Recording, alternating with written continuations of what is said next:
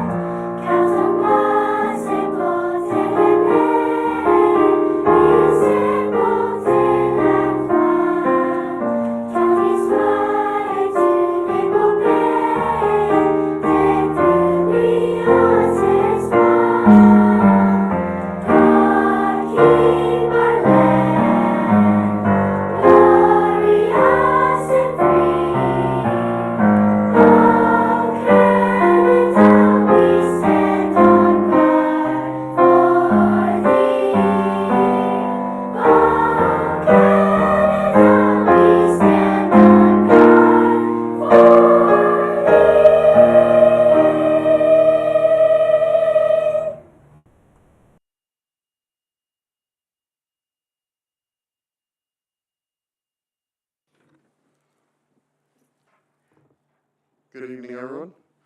I would like to recognize our former student trustee, Jaden, who's attending Harvard University. Drop by this evening. Welcome. You always know you can stay to the end, and each presentation will be a test at the end. Okay.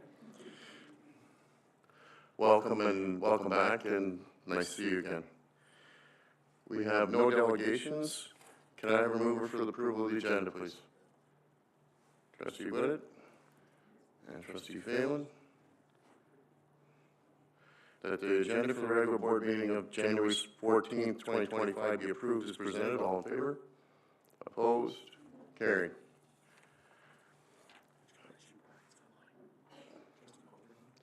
Trustee Brian Coburn is joining us by teleconference, our virtual meeting. Item E1, student school departmental profiles. Memo from the superintendent of continuing and community education, read continuing community education, English as a second language. Mr. Galante, Superintendent Galante, can you introduce everyone, please?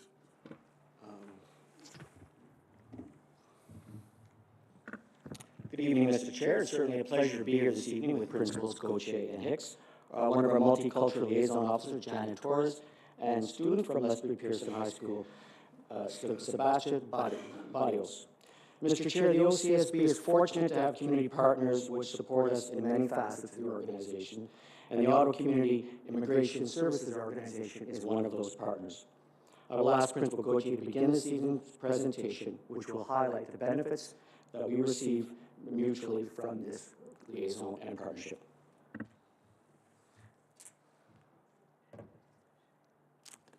The middle one. Okay. Thank you for your time tonight. Just quickly, I'll start. I know we want to save most of our time for our student, who's probably the person people enjoy listening to the most, but I just wanted to give a picture of where we're at with our newcomers with the Ottawa Catholic School Board. So we continue to increase every year, so it's been growing steadily every year, ever since, other than during the pandemic years, so from 2020 to 2022, where there was an obvious drop. Even prior to that, the data we look at from 2017 to now, you can see a steady increase each year. From July to November, we have welcomed 1,011 newcomer students. So that's an amazing number coming to our board. And just to give you a sense, last year we would have been at, between July and November, we would have been at 942 students, and we increased this year by 69 newcomers and welcomed 111. A statistic we also wanted to share with you is our international students. So they've also increased, and that steadily increases, and I know the board is working strong at their recruitment practices to continue to increase that number as well. So that is something we're also very proud of. I thought you also might be interested. Our students have come from a variety of countries, and there's over 75 different countries that have been represented in that number of newcomers that we've welcomed. And the top countries that we're seeing, and this is similar to last year as well, Nigeria, Philippines, and India were on the top numbers as well last year. This year, Cameroon was one of our top representations, and certainly that always seems to track with global trends. And what we're seeing. So we're not seeing the same numbers, for example, with Ukraine and Syria as we have in the past. But certainly Nigeria, Philippines, and India still seem to be some of our top areas. So I'm going to pass it over to my colleague principal to share the next bits. Our OCSB partnerships are enriched by the invaluable collaboration with the Catholic Centre for Immigrants and the Ottawa Community Immigrant Services Association, or OCSO, and tonight we will be showcasing our partnership with OCSO. This incredible organization is dedicated to supporting newcomer families by providing programs that are both culturally and linguistically appropriate, offering settlement services, English language instruction, career mentoring, networking programs, counseling services, and youth services. And within the OCSB, OCSO offers in-school supports through our multicultural liaison officers, or our MLOs. MLOs are settlement workers in our schools. OCSO has extensive community partnerships, and they can support our school teams to access additional support for families if needed. When our newcomers arrive to Canada, we know that the schools are often their first connection. So our partnership with OCSO allows for settlement services to be provided on site in our schools through our MLOs. This ensures support for multiple stakeholders, for the students, the parents, and the schools.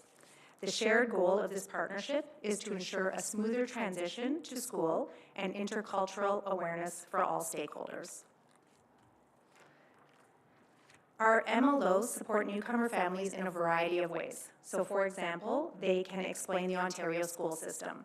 This may include explaining English as a second language programs, early literacy information, school procedures, religious education, French pathways, and a great deal more. For the period of April to November of last year, our MLOs served 1,341 students in our OCSB schools and through the Family Welcome Center. As you know, this year we were able to add a 7th MLO to our team, and this has been very helpful as the demand for our MLOs is continuing to grow. Each of our schools is assigned an MLO. So it is my absolute pleasure now to be able to introduce you to two of our guests. So Janet Torres is one of our multi-liaison officers. Janet's been with OCSO since 2008, but she's also been with the OCSB since 2008. She was one of our 2 original MLOs with the board, and she's been with us since. So we're very pleased to have her with us tonight. Before joining OCSO, Janet was an ESL teacher at a medical school in Cuba for 10 years. She has a bachelor's degree in education, specializing in English as a second language. It's also my pleasure to introduce you to Sebastian. Sebastian Barrios is a student from Colombia. Sebastian came to Canada as a refugee, and he's been at Lester B. Pearson High School since he was in grade 9. He's now in grade 11. Sebastian graduated from our ESL program, meaning he finished his credits in the ESL program last June at the end of grade 10, which meant he had the option to return to his home school, St. Peter, but his family requested and was granted a cross-boundary for him to stay at Lester B. Pearson, which is a strong school community that he wanted to continue those connections with. So I'll pass it over to Janet to get us started. Thank you so much for giving us this opportunity to be here today. We are a very small team, but we work with the best school board. So that makes our job so much easier. I'm always very proud to say that even though we're only 7, every school has one of us assigned. So we pretty much find a way to make things happen, to support the students, to support the staff, and to continue to work with the parents so that our kids can come to school ready to learn. The goal of the MLO program is to help immigrant and refugee children and their parents with their integration in the communities to ensure that the students are successful at school. I was asked to sort of give an idea of how my day would look like on a regular week. There are no 2 days that would be the same, but I would start my day, I come early, and this gives me the opportunity to connect with staff that would come to me with questions, that will talk to me about particular students, concerns they may have, help with the phone call home if there is a language barrier. Then when the school begins, that's when I see the students, and then I start getting, going through my messages with, that I get from parents. So we are fortunate to work with the school staff, the parents, and the students, so our day has to be divided in a way that we support everyone. So from parents, it would be calling, talking to a teacher and finding out how the child is doing. We all know that parent engagement has many different phases, and sometimes for our newcomer parents, it's not possible to come to parent and teacher interviews in person, which doesn't mean that they don't really know how their kids are doing, and they do really want to be engaged and be partners with teachers so that the child can do well at school. Finding out how they're doing, or just simply supporting them in understanding the school system, the differences, not only the language, but the cultural piece, as educational systems all over the world are so different. And then I move on to the best part of my day, which is our students. Every kind of situation happens at lunchtime. I get all sorts of questions. The students have their own challenges in their own way, in their own world. So it's so different being here and having to understand the system, to start from zero, to be a top student back home and then come here and having to start learning the language. It puts a lot of pressure on students that are used to doing well at school, but because of the language, they have to really go at a slower pace. So today I have Sebastian Barrios with me. Sebastian was one of the students that was doing very, very well back home, but he had to move to Canada. So for him to start was difficult, and it is my honor to introduce Sebastian to you.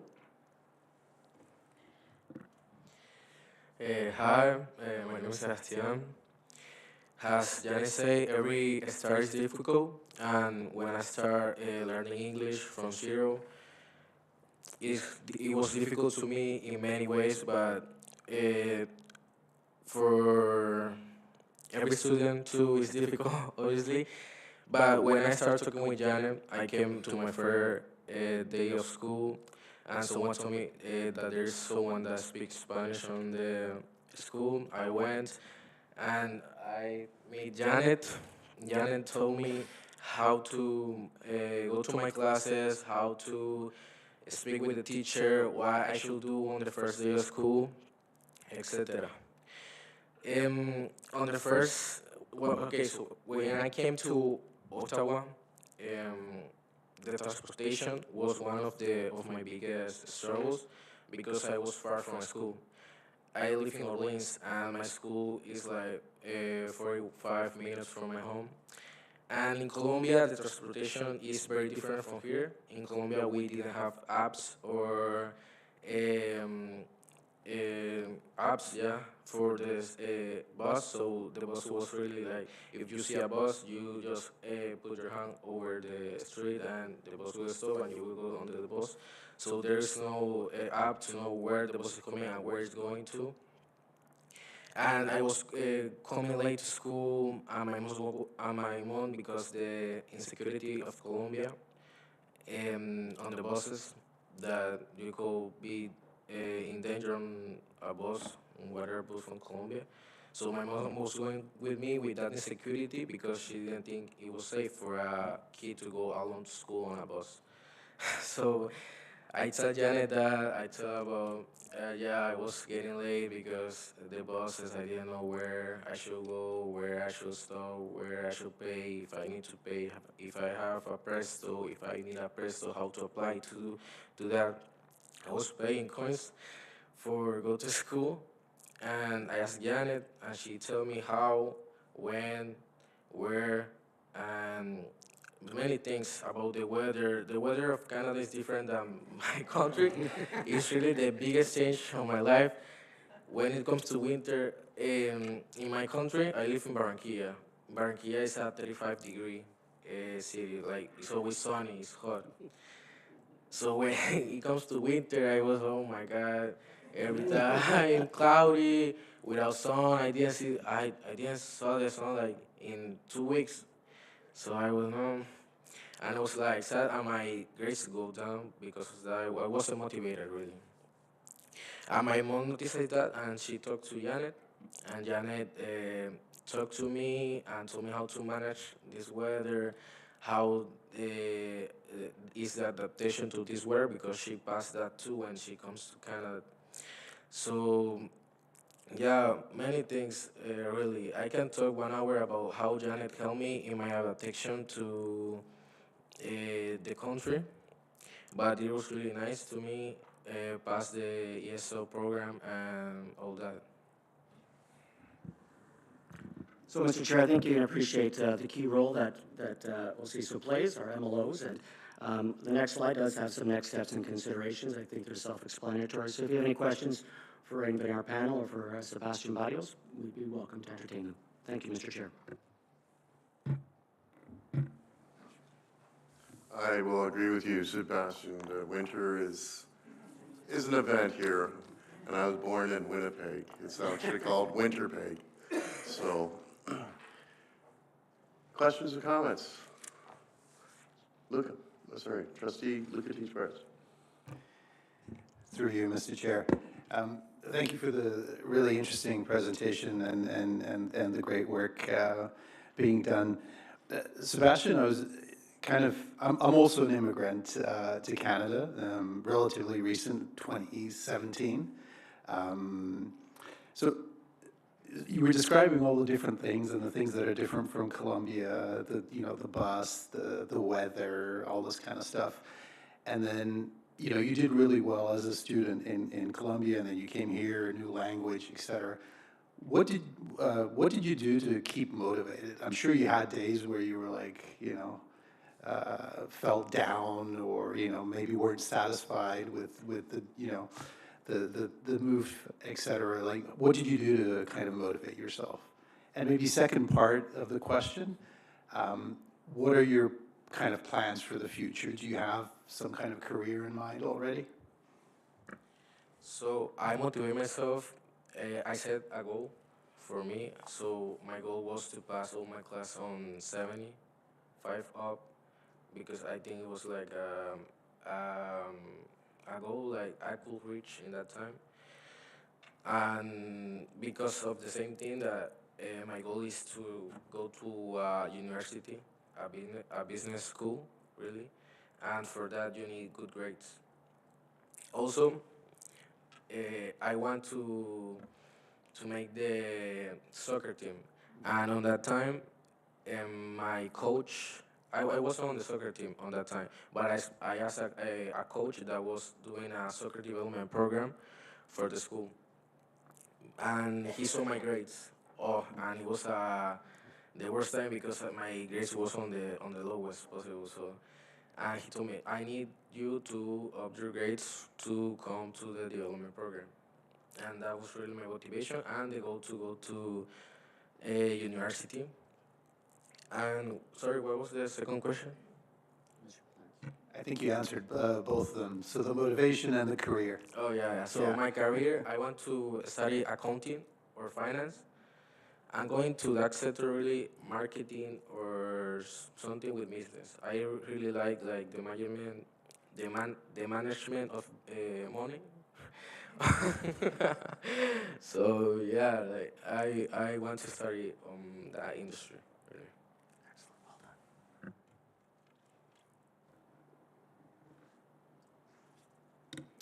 Trustee Simpson?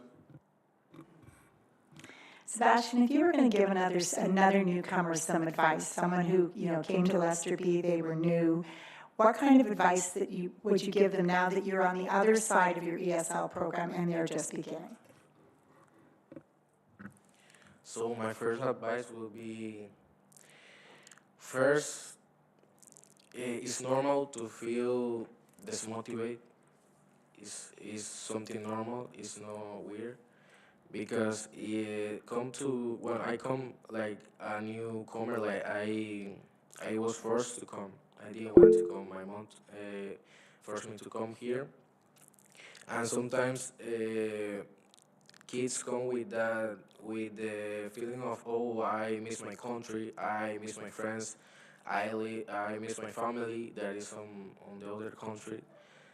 But I think that they just need to look forward, look for the future, look like for the future that you come to Canada for. That's what I will advise for. Whatever. Trustee Coburn? Thank you. Question is for Superintendent Villati or maybe Michelle. In terms of next steps, an emphasis on recruiting international students.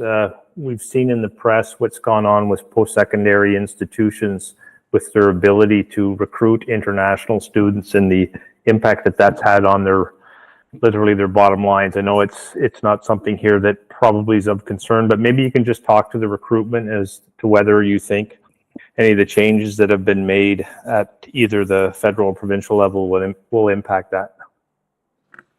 Through you, Mr. Chair. So the changes with the international student cap that the federal government has placed does not have a direct impact on us. So it's not limiting international students coming to high schools or any of our K-12 schools. The indirect impact that it can have and will likely have is looking at a student's pathway. So for example, if a student is coming to Ontario and they want to study grades 11 and 12, graduate with an OSSD which carries a lot of weight when applying to any Canadian or American university. And so if that now becomes limited in terms of the applications of how many international, we could see some deterrence of students or families saying, well, maybe I will consider a different country, such as the US. Currently, we're not seeing that as a negative impact. Our numbers are holding. We have been, it is an area which is subject to a whole bunch of factors, including politics around the world, the economy in different countries, but that is one that we are monitoring. Proactively, we did reach out to all the agents we work with to let them know, to clarify what the rules are in terms of that and how it's impacting our colleges and universities, but not our high schools at this time. Great, thanks. Father Saunders.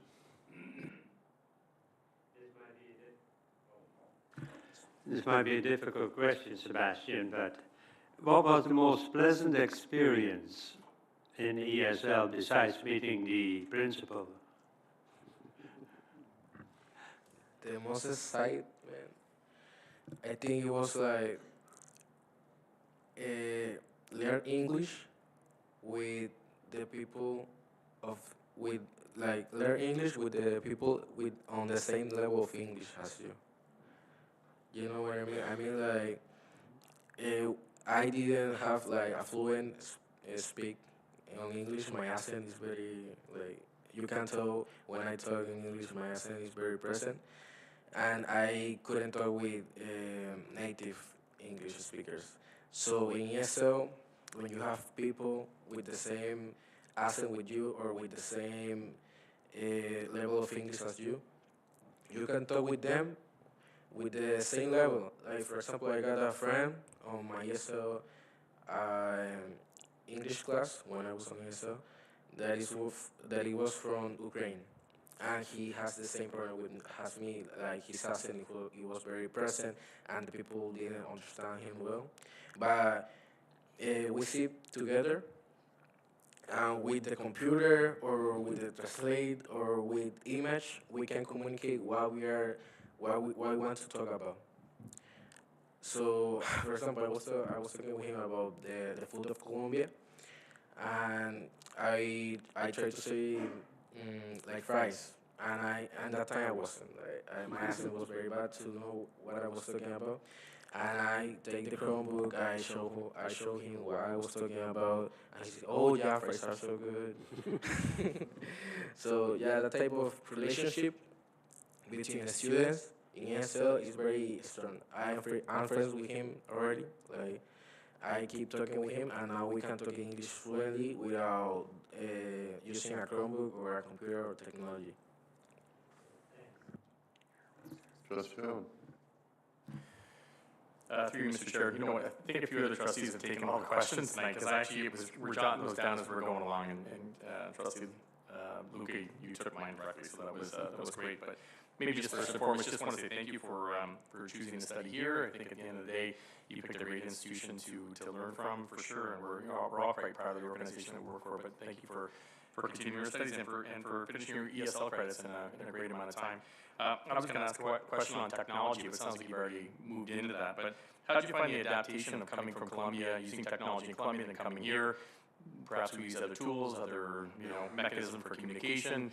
How did you find your use of technology and adapting to learning English as a second language? The use of technology was very new for me. In Colombia, we keep studying on paper and pencil, so it was very new to me. At the first, I wasn't really likely to learn on a computer, because most of the time when I use a computer, it was like for playing games or something like that.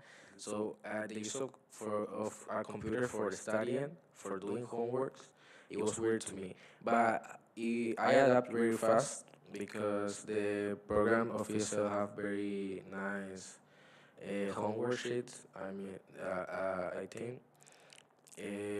Yeah, it was very fast, the app to technology, to pencil and paper. But Sometimes on my own, I keep studying for myself on paper and pencil because I think I remember what I write.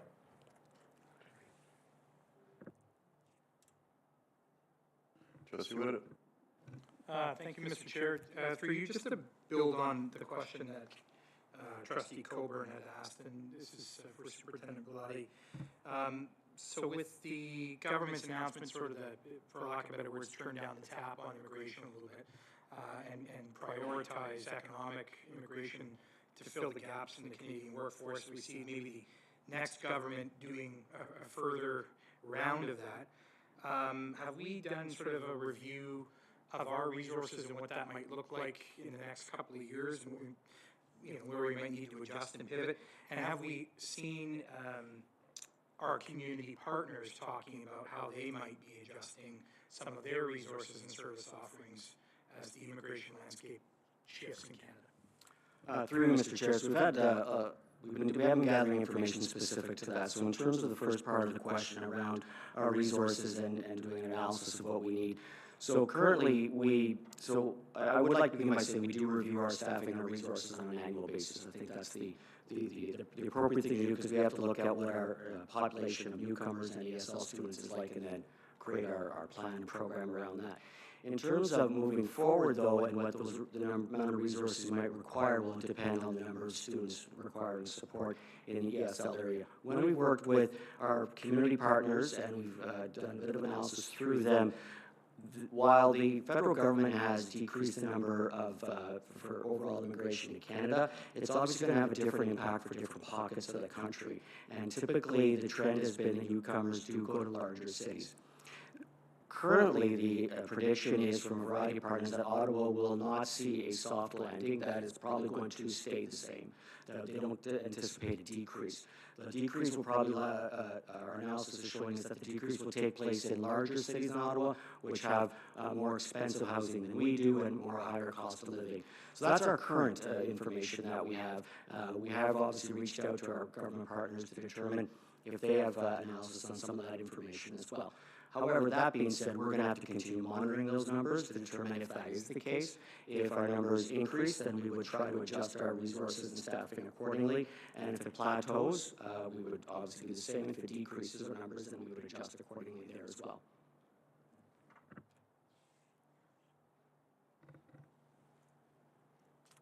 Any other questions? Pleasure to meet you, Sebastian. I have a present for you that Trustee McEwen and I are going to give to you. If you'd like to come up and we'll present it. Thank you for your presentation. Yeah, right in the middle. Yeah, go ahead, I'll hop along. You guys want a picture quick?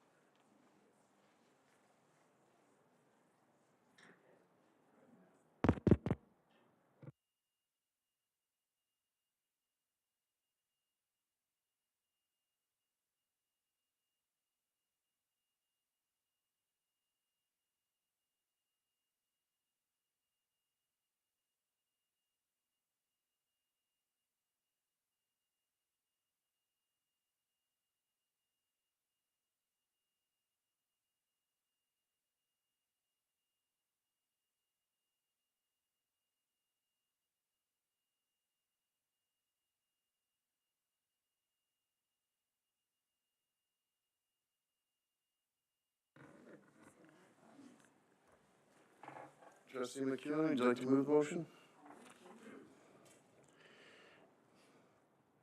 Seconder, please. Trustee Phelan. The memorandum from the Superintendent of Continuing and Community Education dated January 14, 2025, entitled Continuing and Community Education in English as a Second Language Partnership be received. All in favor? Opposed? Carried. Declarations of conflict of interest. There's none. Confirmation of the regular board minutes of December 10th, 2024. Mover, please. Trustee Molino. And Trustee McEwen.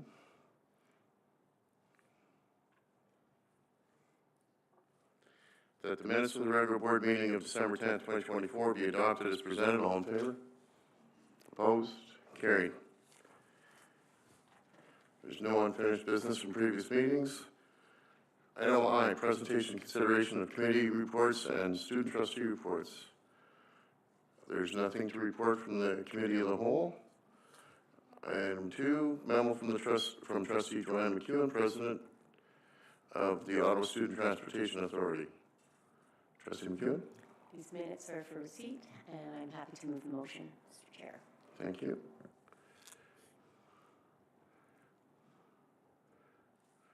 Can I get a second here, please? Trustee Simpson. The memorandum from Trustee Joanne McEwen, President, Ottawa Student Transportation Authority, dated January 9, 2025, entitled Ostman's regular session meeting of November 4, 2024, be received. All in favor? Opposed? Carried. Item 3, memo from the Superintendent of Special Education and Student Services, SEAC minutes of November 20th, 2024. Superintendent Benton. Good evening, Mr. Chair. These minutes are for receipt. Thank you. Mover, please. Trustee Moore. Seconder. Trustee Fagon. The memorandum from the Superintendent of Special Education and Student Services dated January 6, 2025, entitled Special Education Advisory Committee minutes of November 20th, 2024 be received. All in favor? Opposed? Carried. Item J1, memo from the Superintendent of Student Success Intermediate Secondary, Skilled Trades Academy. Welcome, Superintendent Kelly. Thank you, Mr. Chair. Welcome, Mr. Kiesler and Mr. Jewett. Welcome. Over the last 2 years, we've been growing our elite Skilled Trades Academy by establishing partnerships, modifying classroom space, and recruiting interested students. We're encouraged by our pace of growth and innovative support to provide a specialized pathway for our students. Brent Kaesler, our Specialized Pathways Partnerships and Community-Based Learning Consultant, and Brett Jewett, our Youth Apprenticeship Pathway Recruiter Consultant, are joining us to share updates on our Skilled Trades Academy, and I'll turn things over to them. Most of us in this room have probably gone to university or college, and we understand how that pathway works.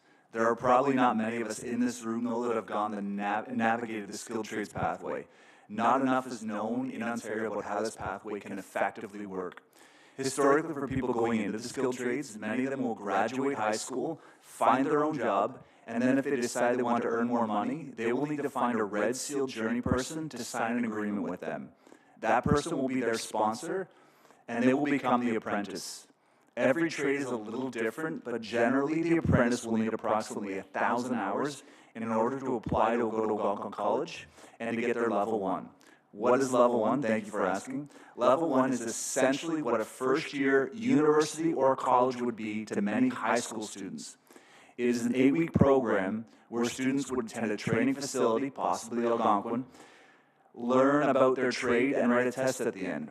Provincial data shows that level 1 success rate is 67%. When the student passes their level 1, they now get to move on and go up the pay grid. Every union is a little bit different, but this is just an example you can see here of pay wages for the local 93 Carpenters Union, who we've built a great partnership with. Now, instead of a person earning minimum wage, they could be making closer to $50,000 a year right out of high school. For a person to go through all of their levels and become a Red Seal, which means they are the master of that trade, this could take over a decade of their life if it isn't navigated properly. We were at Algonquin College a few weeks ago with the Ontario Construction Association, another really good partner of ours. We took students on a field trip to see the new National Library being built at LeBreton Flats. You can see some of the fun pictures we took there. While we were at Algonquin, I saw some students working in a classroom. I'm an inquisitive person, so I walked in to find out what they were up to.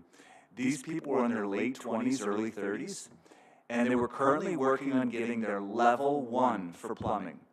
I spoke with one gentleman in particular. He told me he was 29 years old and already had 9,000 hours saved up towards his apprenticeship.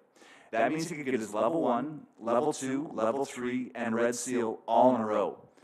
But he can't, because Algonquin has waiting lists for the skilled trades programs. He told me he applied to get his level 2, didn't get in, and now he's hoping possibly for a September intake for him.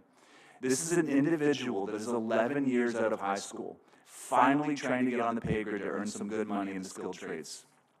So, we've come up with solutions to help our students explore the skilled trades pathway earlier in life. And other than Windsor, Ontario, we are the only school board doing this in the province.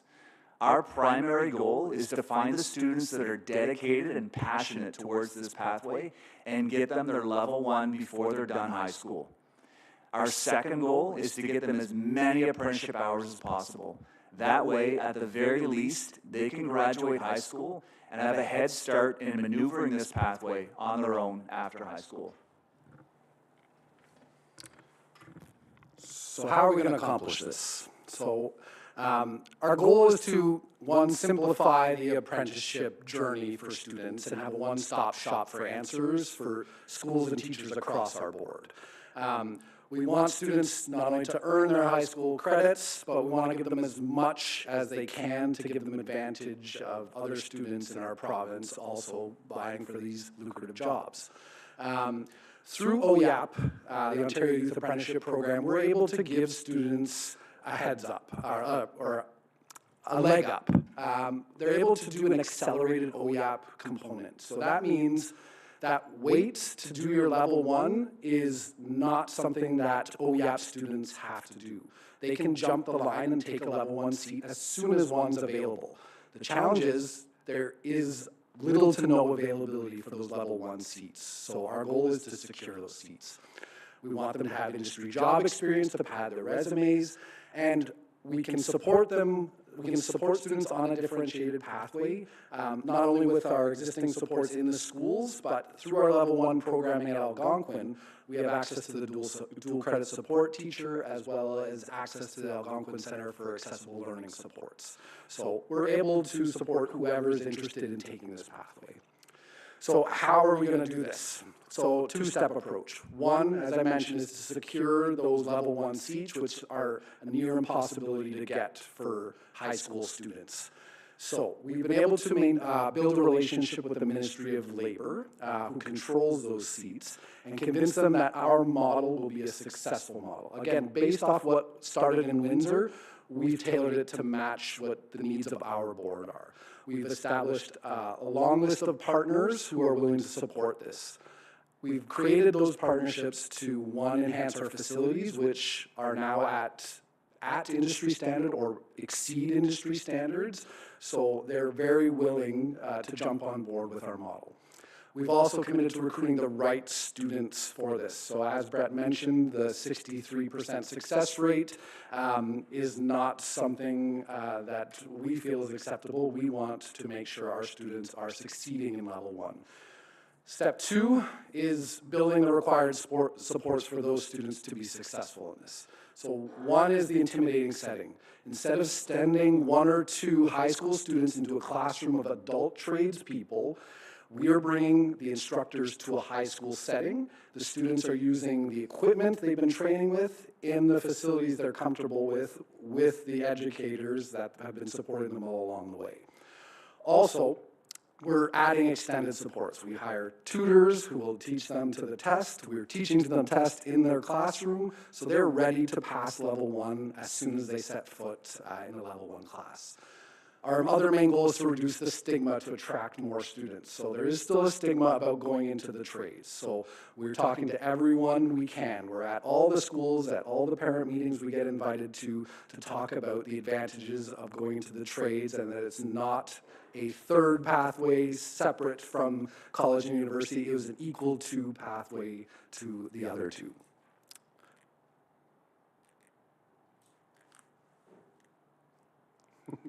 Can I get someone to advance the slide? Thank you. So we have 2 programs currently running at the Elite Skilled Trades Academy, carpentry and masonry.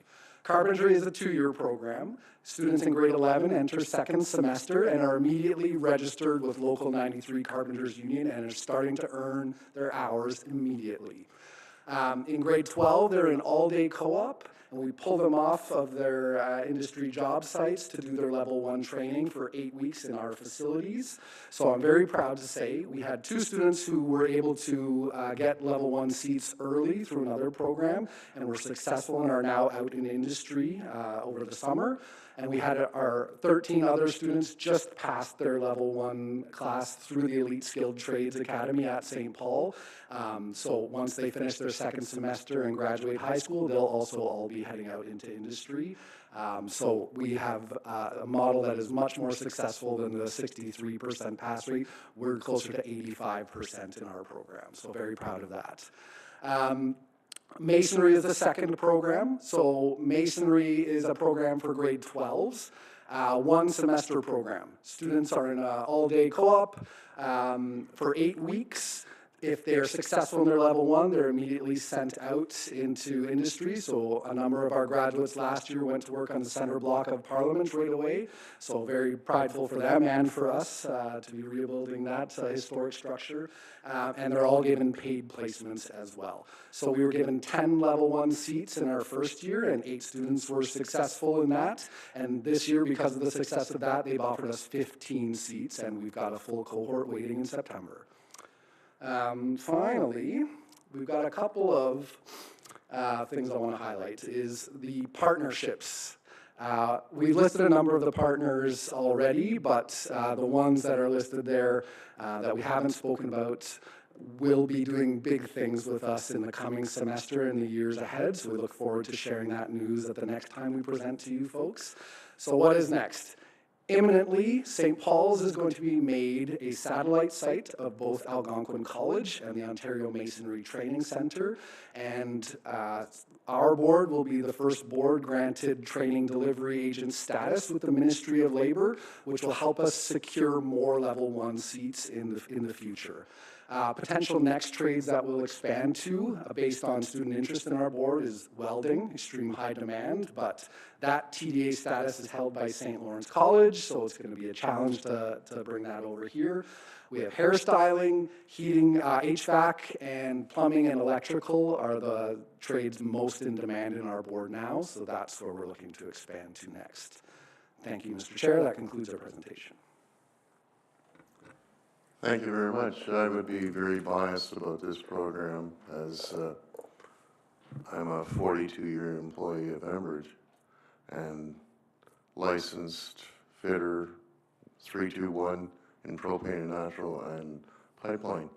And at that, getting the licenses lead to other things. I'm neither a fitter or a pipeline inspector, but I've progressed past that. But having those licenses and the knowledge is the basis of the job, and you never lose that. So getting the licenses and working up through the ranks is very necessary to understand the industry, whatever industry you're in. So I applaud you. I have a question about Highmark. Are they going to come in and teach our students, or are they going to create a partnership and just use the facilities, or actually run the course in their schools? Through you, Mr. Chair, our relationship with Highmark is in its early stages. We've been blessed through a secondary partnership with Skills Canada, who is has a strong relationship with Highmark. They did a great deal of work at another school we were able to see in the Peel region, where they were great sponsors of that program. They provided resources, hardware for the schools. So Skills Canada is anticipating that we would be receiving the same kind of support here in Ottawa. Very interesting. Thank you. Questions or comments? Trustee Molino, then Trustee Whitted, then Trustee Moore. Through you, Mr. Chair.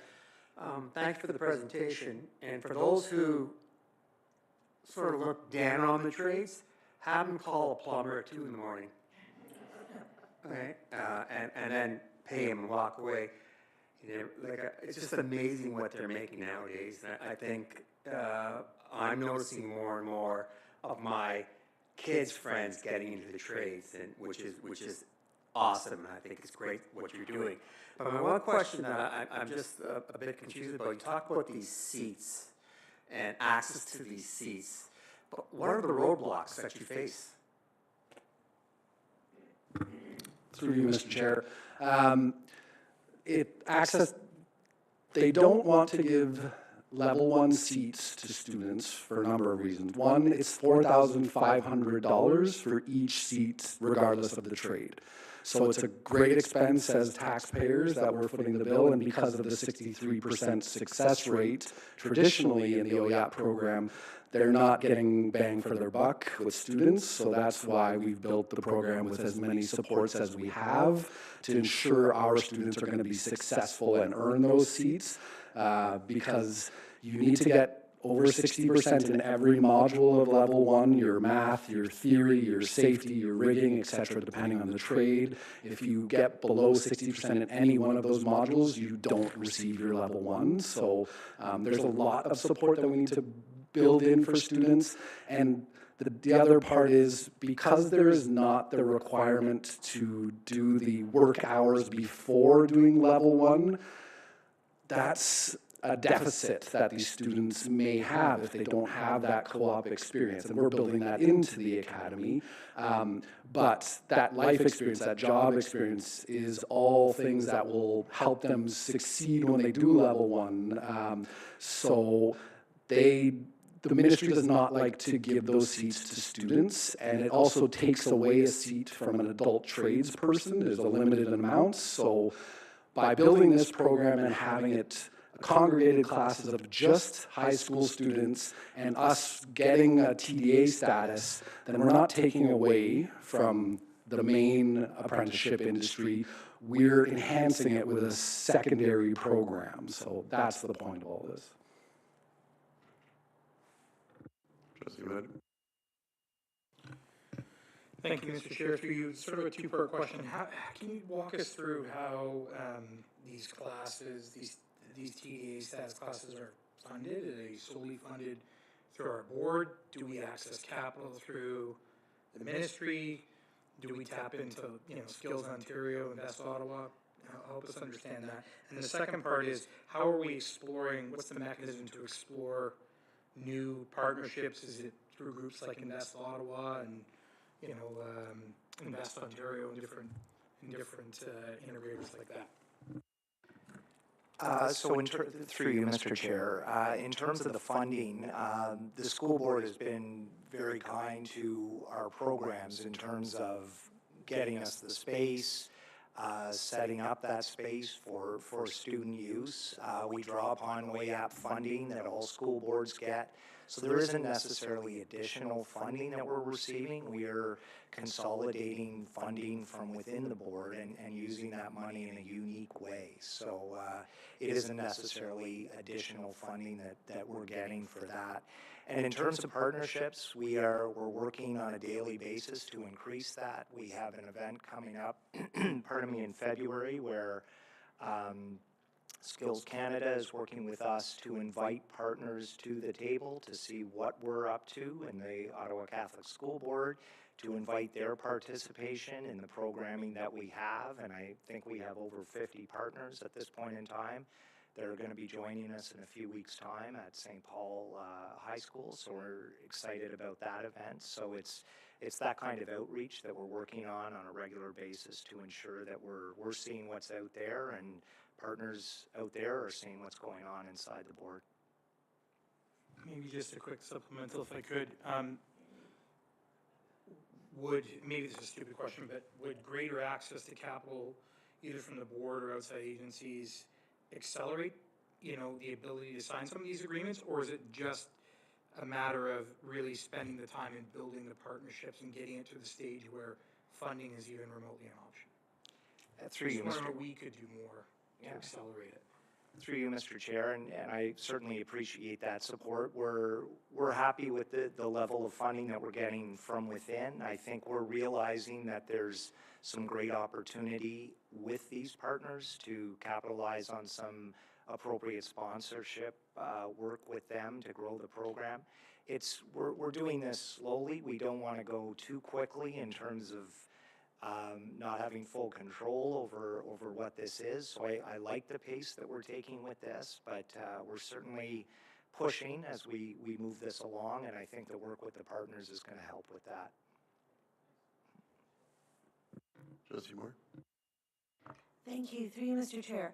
So the Elite Academy, it's able to service probably about 50 students a year or 100 students of that nature, somewhere in that number? Through you, Mr. Chair. So currently for carpentry, the max number we could take is 23 students, masonry 15, and we will be expanding to auto in 2026. I should mention a different model for that program. There's no high school in Ontario that would have 15 vehicle lifts and 15 new vehicles to be able to accomplish level 1. So our expanded partnership through Algonquin, they've offered us use of their entire automotive facility, so we'll have a congregated class of 20 students doing level 1 automotive service technician in 2026 as well. So yeah, we're limited by the seats that we can get access to, and we work back from there. So where I'm trying to go with this is really with the word elite and trades, and you're wanting to pass everything. Kids with learning disabilities, kids with maybe on the spectrum, but actually an automotive put together, they could do awesome with that. There's whatever their interest is. But are you limiting their attendance or enrollment in your program at all? And a secondary part to that would be, how are you using the resource teachers at St. Paul's to sort of assist these students?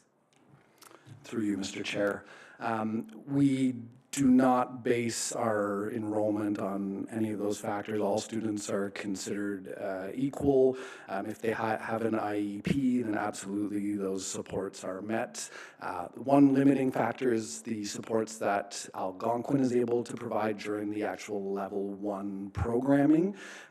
It's case by case, so right now we've been able to meet the needs of every student that's applied and been accepted, but case by case we may have to address those needs with Algonquin and see if they're able to fulfill those gaps, but we've been able to be very creative working with them and supplement where they're not able to fill those gaps, so I'm hoping that can continue moving forward and we'll never have a reason to say no to a student attending. And sorry, through you, Mr. Chair, just to that point, Trustee Moore, we do work with the students. They're not doing this on their own. We have hired a tutor to work with these individuals to ensure they have the academic support as they're working through this as well. So we're certainly mindful of the fact that students do come with different motivations and different abilities, and we certainly want to support that. I'm just pleased to hear how you're helping all students succeed. Thank you. Trustee Lukatich-Mars. Through you, Mr. Chair. Thank you, and I like the comment you made at the beginning that we're kind of familiar with the regular, high school, university, et cetera, and I think you're right, especially for me. So I'm just trying to get my head around this. So the limiting factor is basically these seats, right? Which we have no control over whatsoever. So I guess part of the question is kind of like, can something be done and what can be done in that sense? And then on the other end, when we were looking at the numbers, so currently we've got 40-ish students.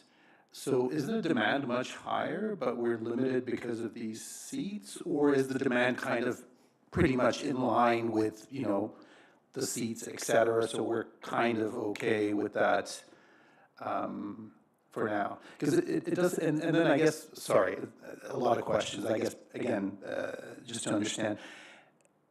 What happens, for example, if I go through the carpenter program, and I just do it, but, I don't go to or pass the seat or the level 1, et cetera. I mean, can I still get a job? Can I still get a, or am I limited then in the terms of how much I'm paid per hour? Or can somebody say, well, you're a great carpenter, I don't care about the seats, I'm gonna pay you, $50 an hour. So lots of questions there, I know, so sorry about that. Through you, Mr. Chair, I'll maybe just start with the first part of the question and pass the other part to Brent and Brett. But in terms of the number of seats, it's confounding. We recognize that these are decisions made at the Ministry of Labor in conjunction with union groups as well as the college, which are the current trade agencies at this point in time, and decisions about seats are made at that level. I can tell you that we're working very closely, again, with some of our partners who have the ear of the government to see what we can do about that, because I think it's pretty clear we see there's a bit of a bottleneck here. We have a number of students interested, and then we funnel to just a limited number of seats, and we recognize, given the situation in our province and many provinces in Canada and perhaps globally, there's a challenge in terms of good tradespeople and trained tradespeople. So it is confusing, but we are working, and I think there's a lot of decisions that are made outside of the school board, but we're seeing what we can do to influence that. And then maybe just in terms of next steps for individuals that might not complete a program, Brent or Brett could take that. Through you, Mr. Chair, I just wanted to say historically, just so you understand what's happened, we get seats for about 8 trades. So electrical, plumbing, general carpenter, automotive service technician, like there's a limited amount. And then through when they decide the seats that we get, the most I've gotten were 6 for electrical. So I'm allowed to pick 6 students from our entire school board. We had 5 for automotive service technician. This was a good one. Last year I had 18 students apply for automotive service technician. 18 students. I only had 5 seats. I had to pick. I had to say no to 13 people for a school board. But this is negotiated through the Ministry of Labor and Algonquin College, and then they decide how many we get. So we might have gotten 5 seats, and the public board might have gotten 6 seats for this program. And that's it. That's why what we're doing is so innovative, to be limited to 6 seats previously, and now we can open this up potentially next year to 20 students for automotive service technician is just phenomenal. So yes, there's a gap. We need more tradespeople, and they're not giving enough seats to be able to put these students through. But the stuff we're doing at the school board now to get more of these students and fixing these problems by allowing more opportunities for these students is phenomenal to me. Sorry. Through you, Mr. Chair, just to close that loop. So if a student is not successful in level 1, yeah, absolutely, they continue on as an apprentice carpenter, earning more hours, but the challenge is their next level 1 opportunity, they're at the mercy of that waiting list. So it's going to be 3 to 4 years before they even get another shot to try again. So our goal is to try to get them to at least start this in high school, and that's money in the bank for later, and hopefully most of them are successful in their level 1, and now they are up that pay grid and years ahead of the others who are stuck on that waiting list. So it's truly a huge advantage. And then to address the bottleneck of seat availability, that's why we're going after this TDA status, the training delivery agent status, because then we can be more of a driver of getting those seats instead of being at the mercy of a few other organizations who control it. That's how all the other boards work and get access to these seats through the School to College Work Initiative program. But their timelines don't work for our planning purposes. They only tell us how many seats we get about a month before, so we can't recruit based on that. It's the traditional model doesn't work for what we know we need to put in place. So we decided to go rogue and start building from the ground up and create our own model that meets our needs here. And the Ministry of Labor is very supportive of the innovative approach we're taking. So there's a lot of eyes on what we're doing, which is why we're really hoping the success rate stays up, because I think this is a model that other boards may adopt if it is successful. Sorry. Through you, Mr. Chair. Our goal number one for our students is level 1 before you're done. We want them to get their level 1, but some students are not mature enough to be able to do that in high school. We understand that. Some students, like I met those plumbers, and they were late 20s, early 30s, and they're doing this journey later on in life. So our secondary goal is to try to get them their apprenticeship hours. We want them as many apprenticeship hours in high school as possible, so they can, at the very least, if they're not part of the academy, at the very least, they sign a registered training agreement with an employer, they're an apprentice, they start collecting those apprenticeship hours. And now they've graduated high school, and maybe they did a half credit co-op in grade 11 and a full credit co-op in grade 12. Maybe they even worked some hours during the summertime. Maybe they've got 1,000 hours done all in high school right there, so they can graduate and navigate this pathway on their own. That's the secondary goal, and that's what we want to try to get these students, as many of those hours in high school as possible. Trustee Simpson. First of all, congratulations on a very successful program. I probably know more about this program through your thorough explanation than I did before, and trust me, I know the value of a plumber when my toilet started leaking through the ceiling Christmas Eve and I had to find someone. My question is about recruitment. So I'm a student in Orleans, or I'm a student in Stittsville, so geographically fairly far away from St. Paul's. How do I find out about this program? What is your recruitment process? Do you have certain criteria to, there's a limited number of students, so you want to make sure you've got students that are very motivated and interested. How do you determine all of that? And how do I even hear about the program? Through you, Mr. Chair. So Brent and I work on this separately. Brent's working on the Elite Skilled Trades Academy students. I'm working on the students that are the seats that are given to us by the Ministry of Labor. When I'm making my selections, I'm looking at students that I'm looking at their grades. I'm looking at their attendance records.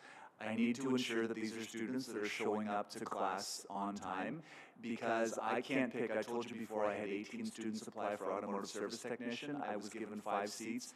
I can't pick a student that, they're not doing good in school, but let's give them a shot. I need to pick a student that's going to pass this program, because I can't have them take that seat away from somebody else. So our success rates, we told you that 67%. Ours are really, really high. The Algonquin College is very happy with the students we send from our board, and I've been happy with the success with that so far.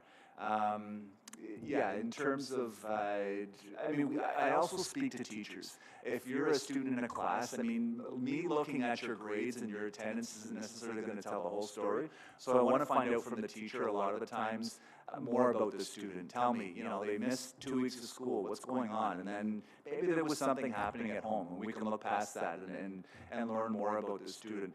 We work with Indigenous partners for a lot of these selections as well, and it's really nice to see some of the stories, again, that aren't told through their grades and their attendance records, and hearing about what might have been going on in the life and how this could impact the student and the support the student is going to have if they're able to enter this program. So it's trying to look at it more like holistically anyways when we're making these selections.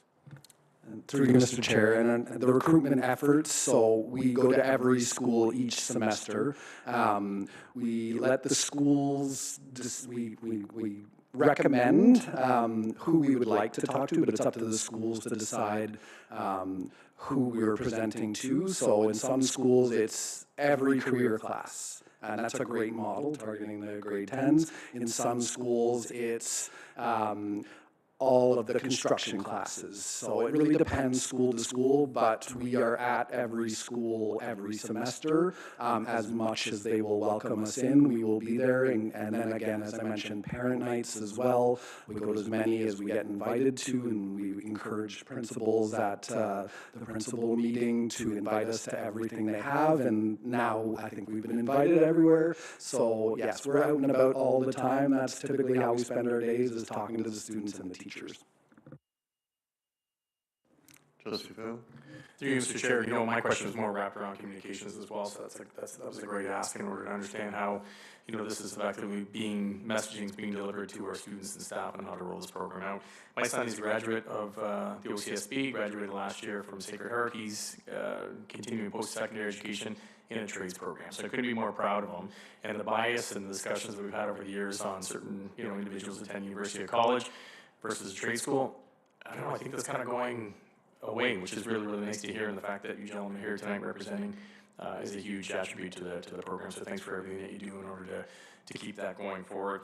Just wondering from the standpoint of, lots of great questions around the table here, but is there anything else that we can do from a trustee standpoint to help make sure that this is even more successful than it is today? I'm not even looking for an answer right now, but if there's something that you walk away with tonight and you think, oh, you know what, we need to do a better job of lobbying the government to get, more seats. I think there was a comment made by yourself on, we want this to be successful so that other boards can adopt. We don't want other boards adopting. We just want to keep those seats here. So if there's something that we can do, following this meeting, I'm invested in it. I think it's really, really great. So thanks for stepping up and coming forward. And through you, Mr. Chair, I did want to mention the support of the trustees, pardon me, that we had in terms of the new position in terms of partnerships.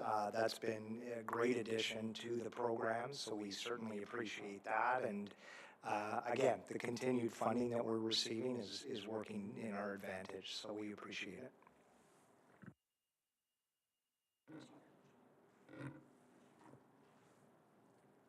Trustee McEwen, do you have a question? Second round, Trustee Melito. Through you, Mr. Chair. Just a clarification, every student in your program is attached to a seat. And just a comment, my daughter married a tradesperson, and it's the greatest gift she ever could have given me.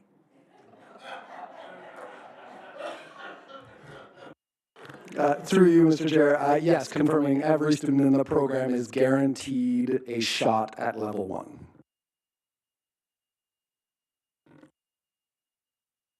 Saying that all trades are at Red Seal. Everybody's asked a question? You said you're going to have a night at St. Paul's. When is that? February 19th? Thank you very much. You don't mind if I drop by? Through you, Mr. Chair, we'll be sending you an invitation. Thank you very much. As I said, I'm well invested in this and have answered questions from my son and daughters, and it's university and college diplomas are great, along with a license that you can go much further. And you don't have to be out in the cold or have your hands, if your hands have arthritis or something, you can continue in that trade, but at a different level instead of on the tools. So there's many opportunities to go forward, and you can make some good money. It's not the way it was before, that these were manual jobs. They're not. You need to be very intelligent because you're dealing with customers. You need to, if you want to eat and pay your bills, you have to have a good accounting background to make sure you bill your customers and collect the money and negotiate rates with wholesalers and suppliers. So it's a multifaceted, and you can be an owner of a company or you can be the person moving up. So absolutely a great idea. One question I have for you. When I went to school 100 years ago, they had industrial arts in grade 7 and grade 8. You had metalwork, electricity, and woodwork. And that gave a very brief, 1 day a week, we get bused from St. Mark's on Canterbury Avenue to St. Pat's downtown, and because they had a shop. And that opened eyes on using your hands and looking at things in grade 7 and 8, and gave it another possibility. I think when they stopped having industrial arts, it closed a lot of doors. So I would love to see that if you're got a spokesperson, that opening that would open lines of communication, as Trustee Phelan and Trustee Simpson, and would open students' eyes that, hey, maybe I'm not so great in physics or in chemistry, but I'm good at, with my hands, working. My 2 cents worth. Can I get a motion, a mover, please? Trustee Melito and Trustee Lukatich Bars. That memorandum from the Superintendent of Student Success Intermediate Secretary dated January 8, 2025, entitled School Skill Trades Academy, be received. All in favor? Opposed? Carried. Thank you very much, gentlemen. Item 2, memos from the Superintendent of Student Success Intermediate Secondary, experiential professional learning for guidance teachers. Superintendent Kelly.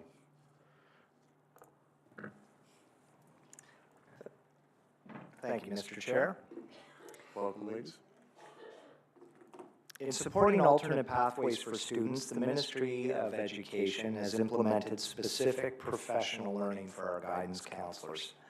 This is a clear support for careers in the trades and the expectation that our counselors are aware of these experiential options and are able to share this information with our students and families. Sarah Abrams, Specialized Pathways Coordinator, and Michelle Pierce, our Guidance and Pathways Consultant, are joining us to share information on experiential professional learning for our guidance teachers. And I'll turn things over to our group. Thanks, Sean. Good evening. Michelle and I are very excited to speak with you about the experiential professional learning related to the skilled trades pathway that guidance counselors have taken part in over the past 3 years.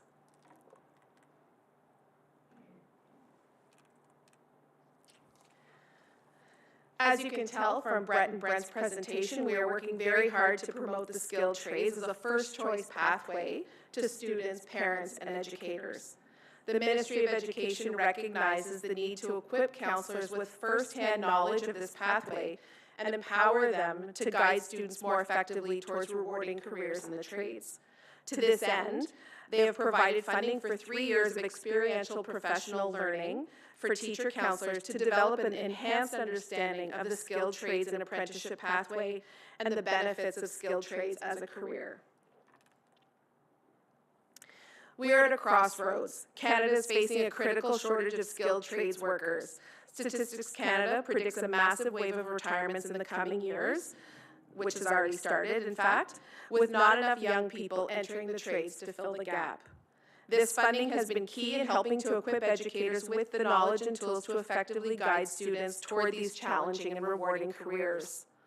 As well, for decades, as has been mentioned, the focus has been on university and college pathways, while the skilled trades have been seen as a second choice career.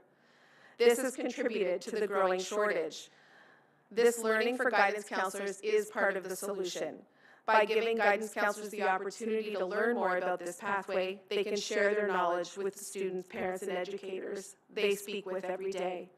Reminding students and parents that the skilled trades and apprenticeship is an equal pathway to college and university helps to ensure a pipeline of talented individuals to fill these essential roles. The first experiential learning activity we planned for guidance counselors was a visit to OC Transpo and Lee Valley Tools. They were able to see the careers available in both companies, tour the facilities, and ask questions of the employees and managers. In the afternoon, we went to Algonquin College where we ate lunch in the Restaurant International and spoke to students in the culinary programs. As well, we toured the Center for Construction Excellence to learn about the trade programs available at the college. Counselors were excited to have the opportunity to ask questions about the pathways and network with industry professionals about co-op opportunities. In each of the 3 years of funding, we were able to bring counselors to conferences specifically focused on the apprenticeship and trades pathways in Ontario.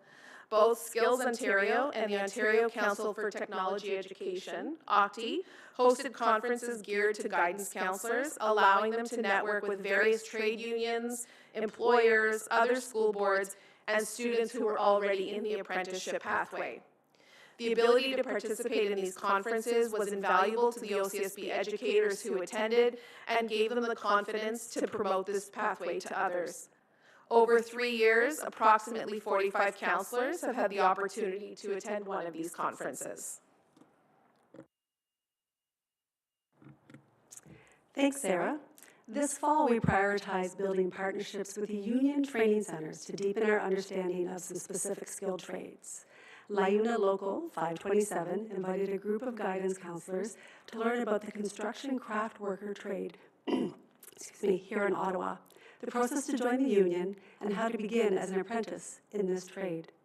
As you can see, guidance counselors were also able to try some of the tools of the trade under the very close supervision of the training center's staff.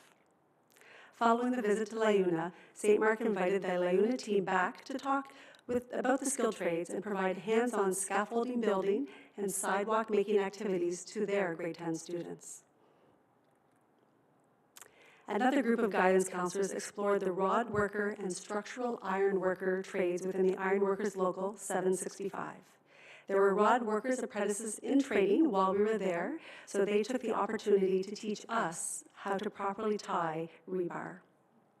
Knowing how to weld is key in the iron worker trade, and we had the opportunity to try on one of the 4 main types of welding, shielded metal arc welding, which is also known as stick welding.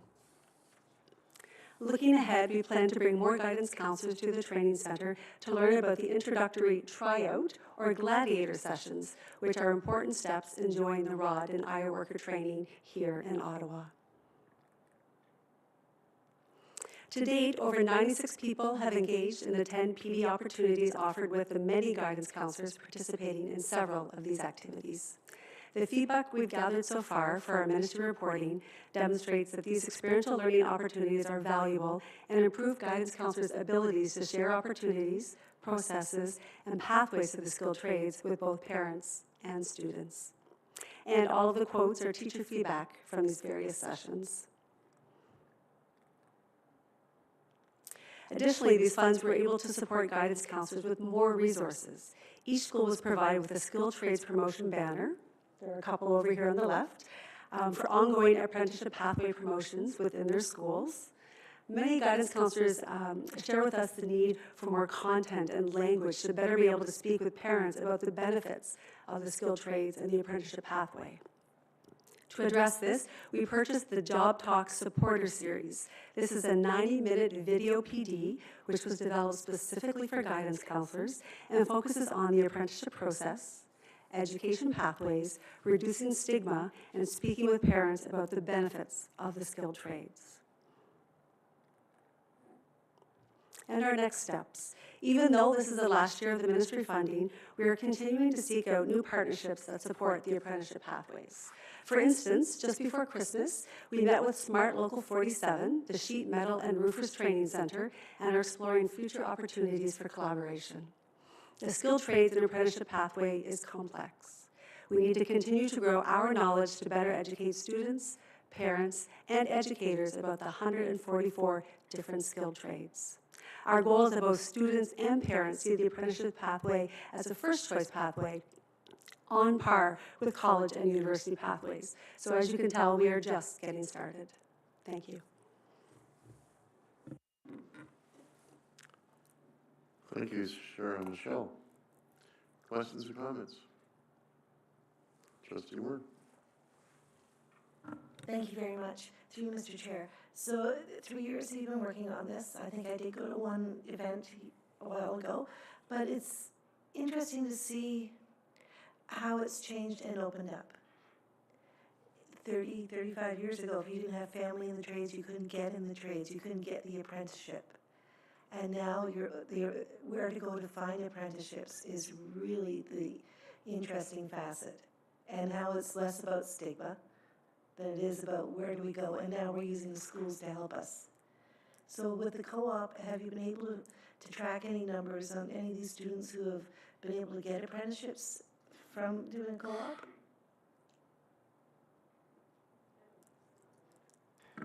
I don't think we have any specific numbers through you, Mr. Chair, Trustee Moore's question, but it's certainly something that we can look at in terms of some data.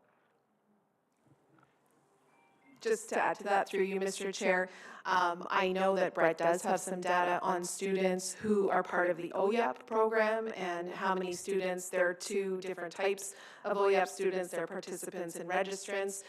So we do collect that data, and we do know that the number of registrants is going up, and we are working to increase that even more, as well as the number of participants, but we don't have the exact numbers today.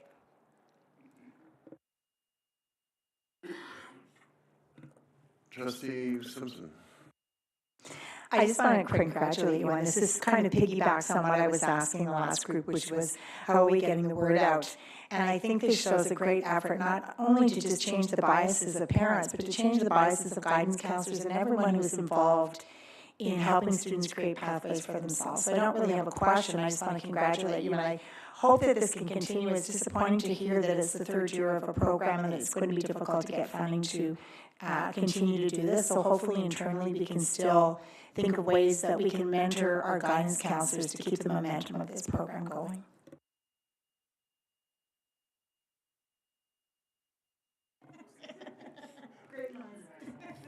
Trustee Taylor, you got something to add?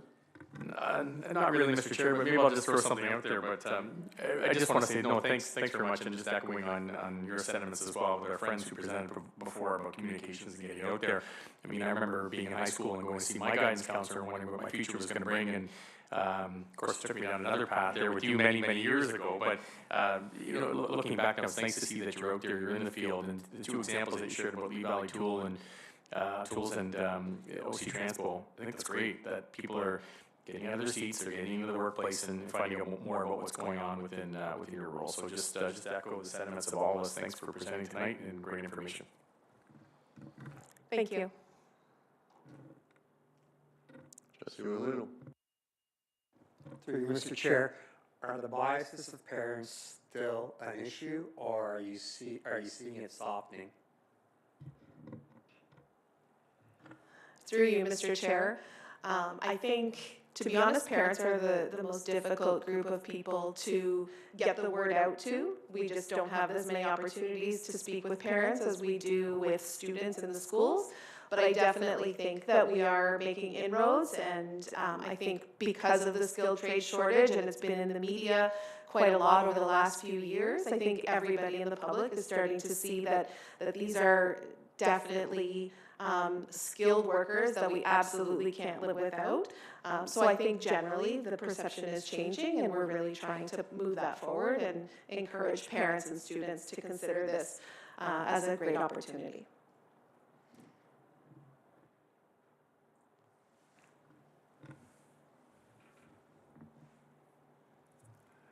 Thank you very much for your presentation. That any parent knows that has adult children. Each one of my 3 kids changed majors 3 times. And you know what? For all those books I paid for, I never saw anything come back. They seem to get resold real quick. Anyway, it's a mind expansion, right? And every little bit helps. Can I get a mover to approve the motion, please? Trustee Simpson. Trustee Whitted. The memorandum for the Superintendent of Student Success, Intermediate Secondary, dated January 8, 2025, entitled Experiential Professional Learning for Guidance Teachers, be received. All in favor? Opposed? Carried. Thank you very much. Item 3, memo from the Superintendent of Student Success Elementary, reading interventions and screening updates. Superintendent Montgomery, Catherine and Megan, welcome. Don't have to be nervous, right?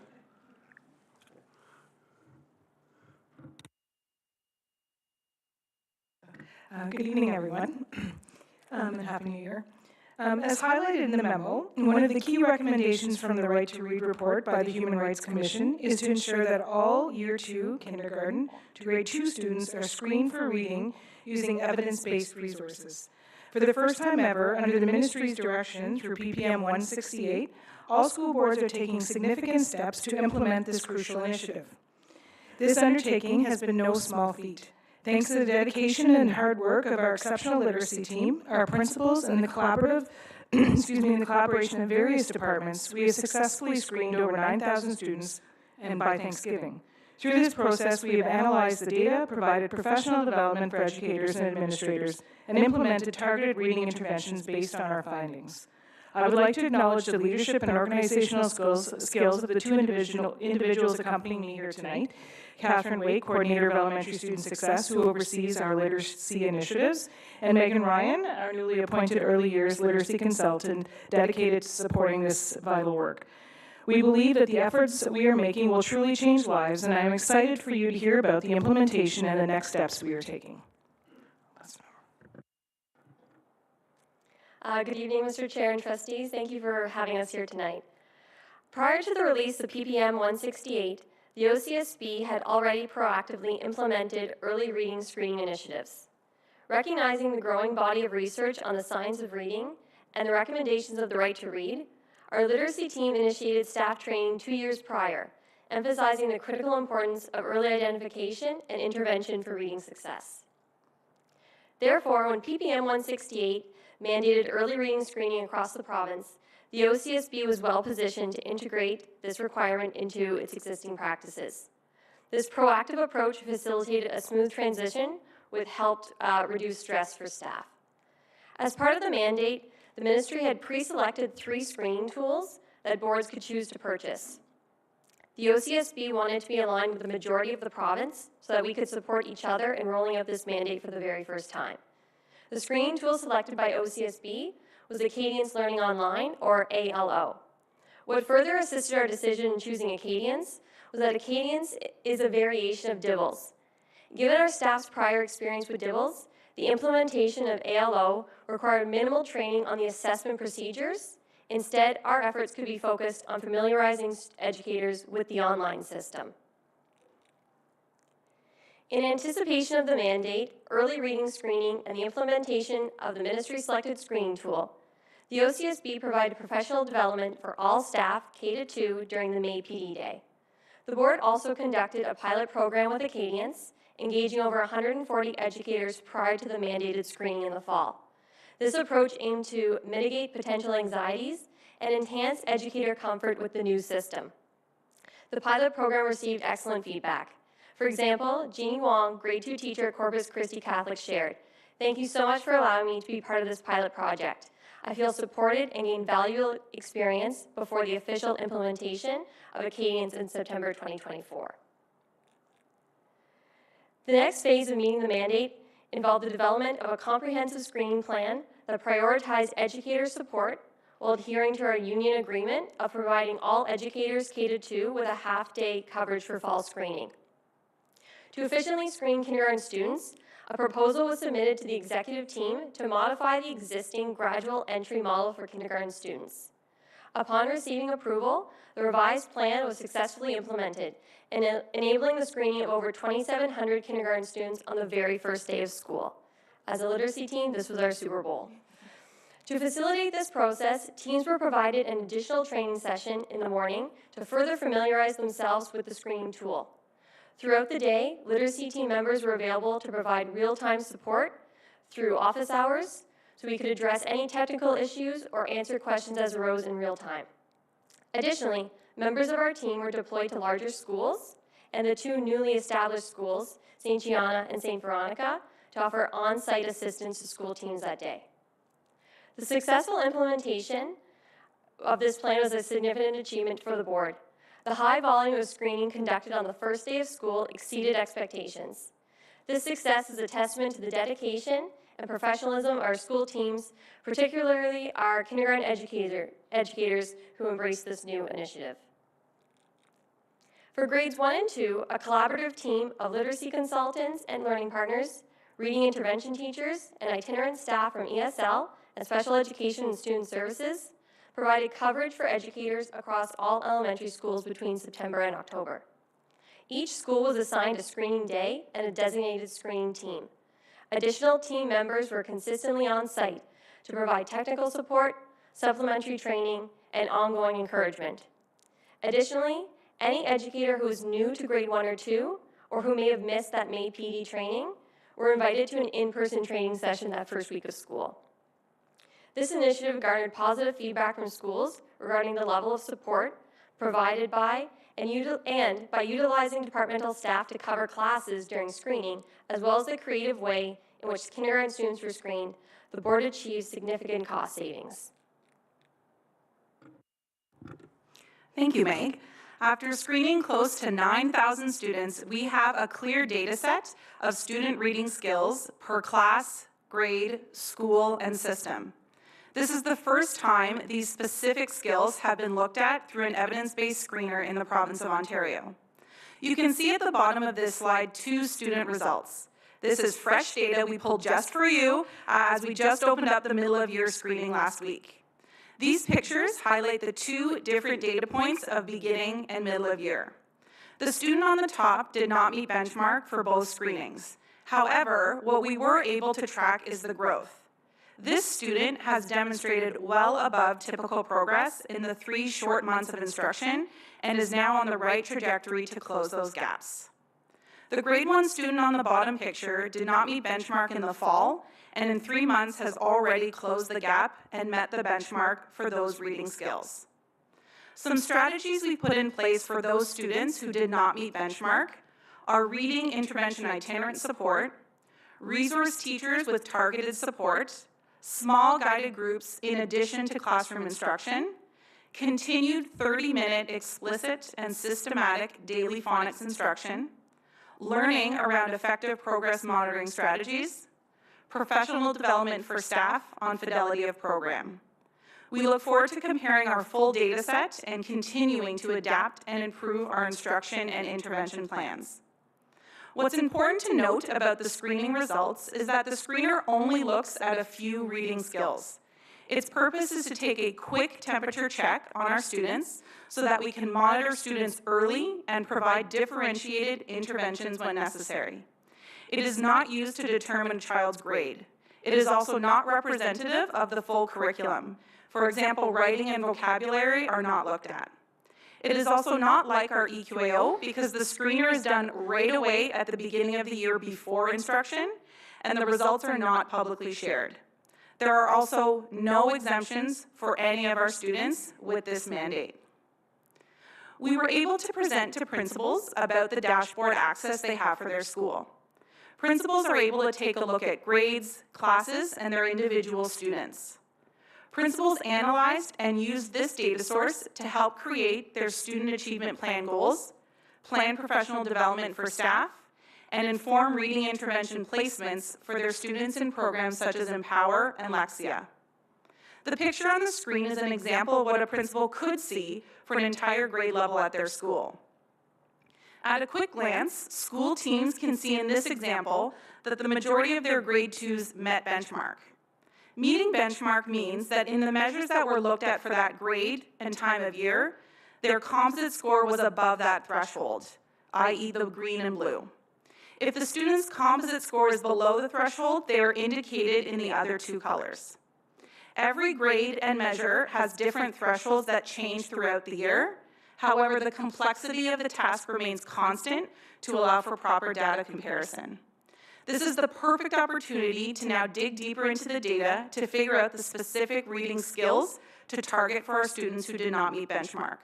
Principals have been wanting this kind of literacy data and are pleased the ministry put this mandate in place to get a full picture of what's going on in their school. At the system level, we have used this data to inform our decisions around reading itinerant placements and other system supports, such as running a Cadence PD for resource educators at our most vulnerable schools.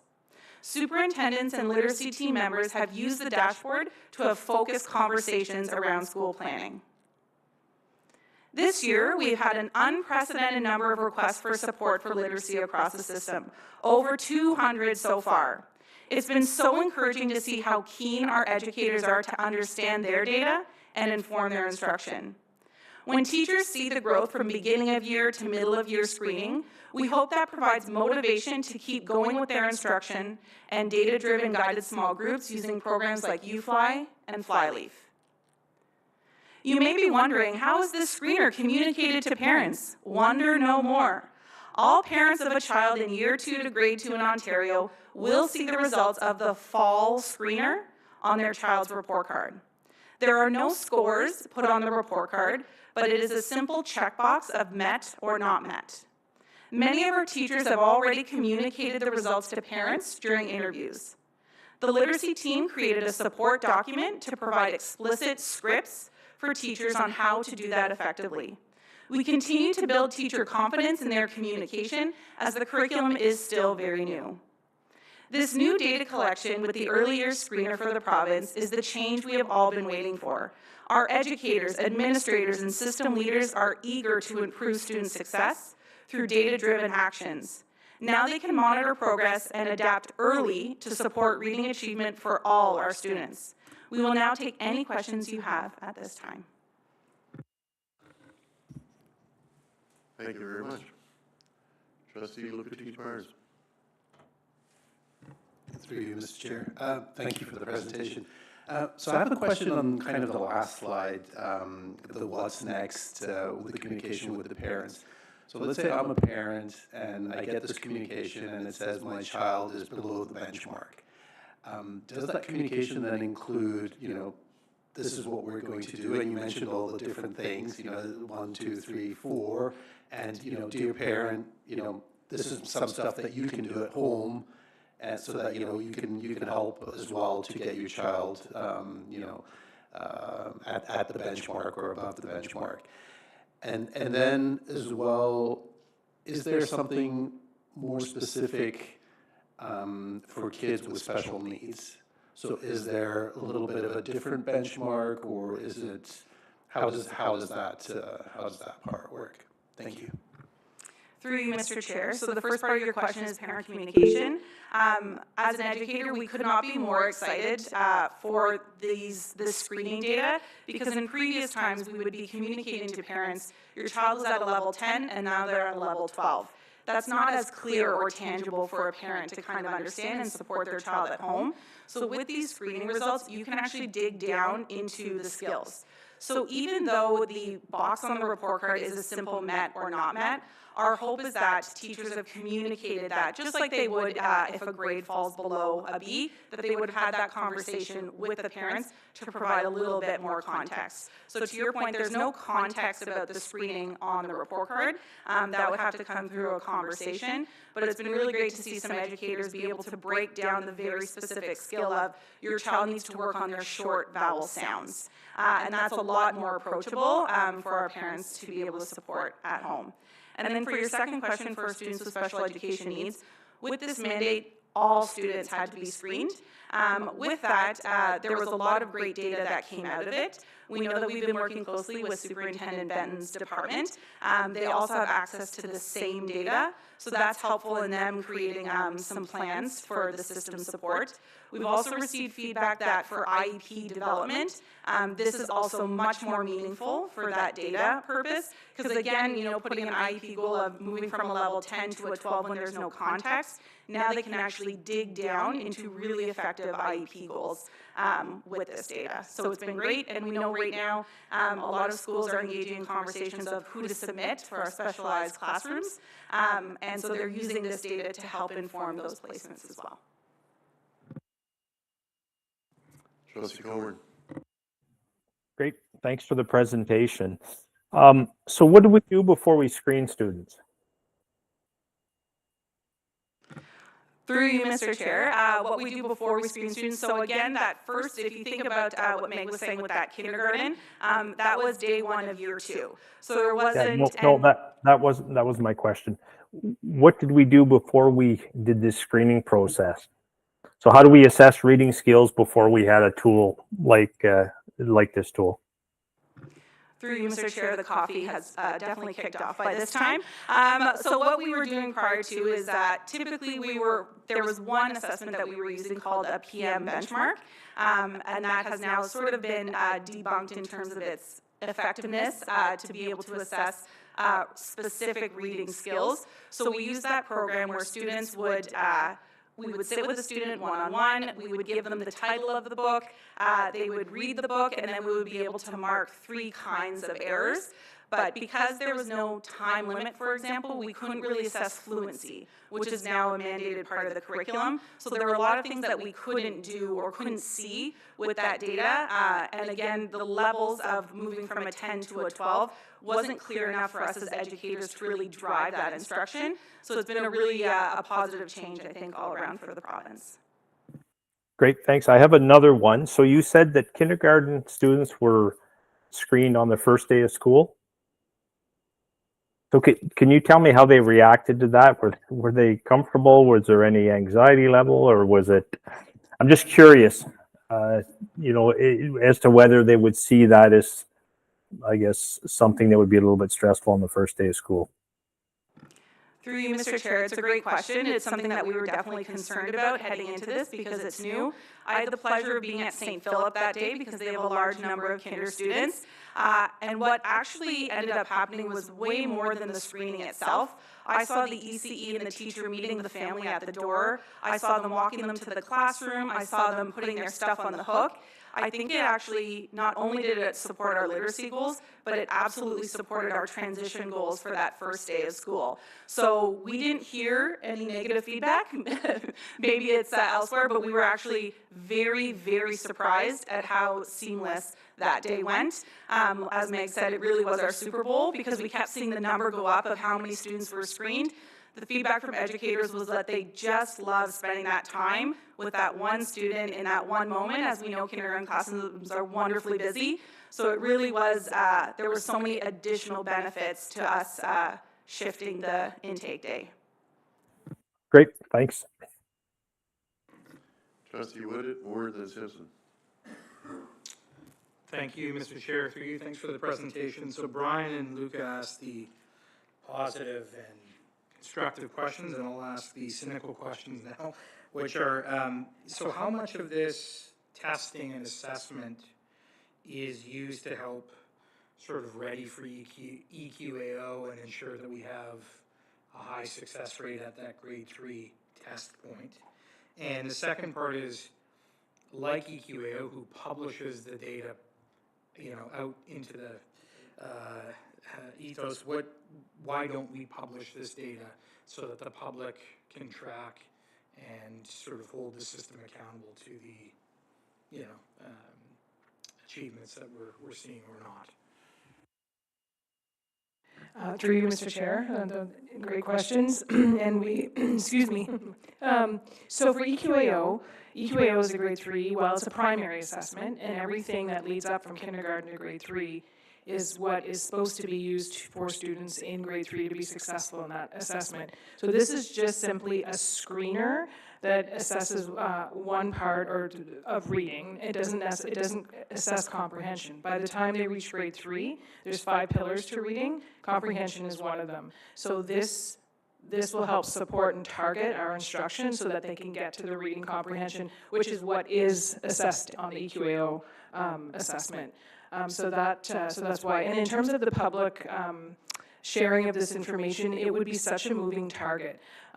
In hindsight, we were speaking and kind of wishing that we'd done this presentation after March 21st, when we would have the results of screening part 1 and then screening part 2, because we're going to see a significant growth because of all the intervention that's taken place. So it wouldn't necessarily be very accurate data to present to the public, we believe, because it's a moving target given the interventions that will take place because of the data that the reading screener gives us. So it wouldn't, I don't believe it would be something we'd want to share publicly. But the parents will see whether it's just met or not met. Even the parents don't get that specific number. Should they ask for it, teachers may give it, but it's not what the ministry's asked us to give. Trustee Moore. Thank you very much to you, Mr. Chair. As a former reading lady, thank goodness, I never want to read those level 2 books again. That caterpillar had to go up that freaking leaf one more time. Okay. I can see the real value in doing it, and especially with it being inputted right away into the computer, because that makes it usable data, not just something being flipped around a binder that got lost somewhere. But I'm looking at it, and I see that you're closing the gap, which is great. And you're doing it in a way that every student is being looked at individually. And are we expecting that as a GAPS, learning disability is often seen by the size of the gap by grade 2 when they're old enough to do a psychoed assessment. Before grade 2, it's not as useful as a test usually with every child. So because the gaps are closing, are we now going to have better data to say more kids may need psychoed assessments? Because they may not have the reading gaps, but we will see evidence of learning disabilities. Is that somewhere you can think that the future data will go? Through you, Mr. Chair, I obviously, as a teacher and not a psychologist, I can't exactly know how to complete that psych ed assessment and whether or not they meet that threshold. However, we've been working closely with the psychologists in the Special Education Student Services Department, and they're so grateful for the data. So I think the key is that when they are looking at student profiles and being able to differentiate and adapt, it's really narrowing down the skills that they need to work on, and it's actually creating a really great picture of the student to be able to advocate for them and what they might need in the future, whether it requires a psych ed, an IEP, or just effective classroom instruction in small group. The data is so specific that we can really get there cleaner. And just as a follow-up, I just want to say that any of that data is great because it takes our bias out of it, and we're left with the child, and more children may be seen. Thank you. Trustee Simpson? I waited. This is my passion. I would never want to admit that I've been in education for 48 years teaching reading, but I have, and this is probably the most exciting thing that I've heard, this kind of diagnostic screening so that we are identifying kids early and we actually have data that shows us what we need to do. I love the words like excellent level of support equals success. I love the words like fidelity of the program, and that resources are available. So I have sort of a two-part question. My question is always, do we have enough resources to provide those little friends that are at tier 3, that stay at tier 3 for a while, that struggle, and when they catch on and their light bulb goes on, you know, they take off. But I'm always concerned that we have enough human resources to support those kids at each school that are at tier 3. And then the second part to my question is, are we seeing trends in some schools that there are deficits of some skills when they enter the program? Just like we used to send home kindergarten bundles with scissors and things that they can do to get ready for school, are we identifying such things perhaps in a school that we could help with 4-year-olds to get them ready for that, the senior kindergarten screening? Through you, Mr. Chair. So I'll answer the first part, and maybe I'll turn it over to Meg for the second. So in terms of human resources, we always need more. But this mandate from the ministry actually did come with some funding to support, it was actually $1.3 million to support staffing, so which is why we saw almost our reading itinerant allotment double. So we do have a number of reading itinerants out there to support. We do have, we have trained all of our resource teachers across the system to be able to, or at least one resource teacher per school, to be able to offer an empower group in their school. We're also working really heavily, so we have our reading itinerants, and then we have 3 learning partners. So that staff, they go out into the system and try and really increase the instructional capability of tier 1 instruction, because we have some classes that had perhaps, let's say, 70% in the red, and that's more of a maybe tier 1 situation, and how can we go ensure and support that teacher? So we have 3 learning partners who are very busy, as Catherine said, with 200 requests to support. We're doing fairly well with the support, thanks to that additional funding for the staffing. We're doing fairly well because we have, in my opinion, these 2 amazing organized leaders who established a schedule to be able to get out to the system and support. And we're doing very well because, like you, we have many passionate principals around this. You know, it's I had met with many principals about speaking about math, and can we get a screener like there is in literacy, and they love looking at the data. So they're prioritizing this in their schools because they actually have this physical data to look at.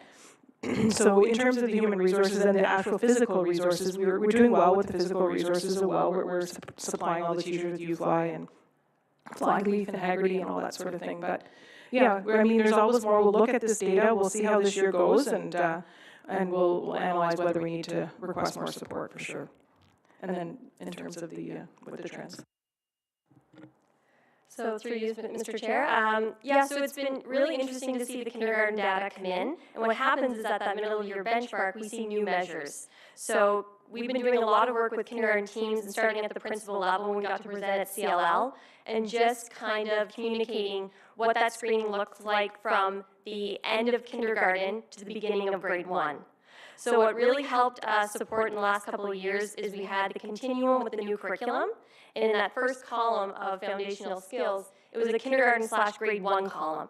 So it doesn't mean that we expect our kindergarten students to come out of kindergarten reading, but it was a great guide as a former kindergarten teacher. I would have loved that, to be able to see what milestones can I start to hit, as well as it's really exciting next year. We'll have a revamp of the kindergarten program. So I'm personally very much looking forward to seeing what that has to do with getting ready, and we'll be able to take their suggestions and new amendments to be able to push out to staff as well. Trustee McEwen and Trustee Phelan, that'd be everybody. Thank you, Mr. Chair, through you. Yeah, this is very interesting. I'm looking at the picture, the data, right? Would that be any helpful to principals when they're staffing? I would imagine that data would change, possibly from classroom to classroom, school to school. Through you, Mr. Chair, that data is really interesting. And, you know, when Trustee Simpson was talking about the fidelity of the program, I do believe principals are going to consider a teacher who is getting more and more comfortable with those programs, because we know that Tier 1 general classroom instruction is where we get the most bang for our buck. So we really need that to be really focused first and done really well, because we know those Tier 2 and Tier 3 can't serve as many students as we would hope.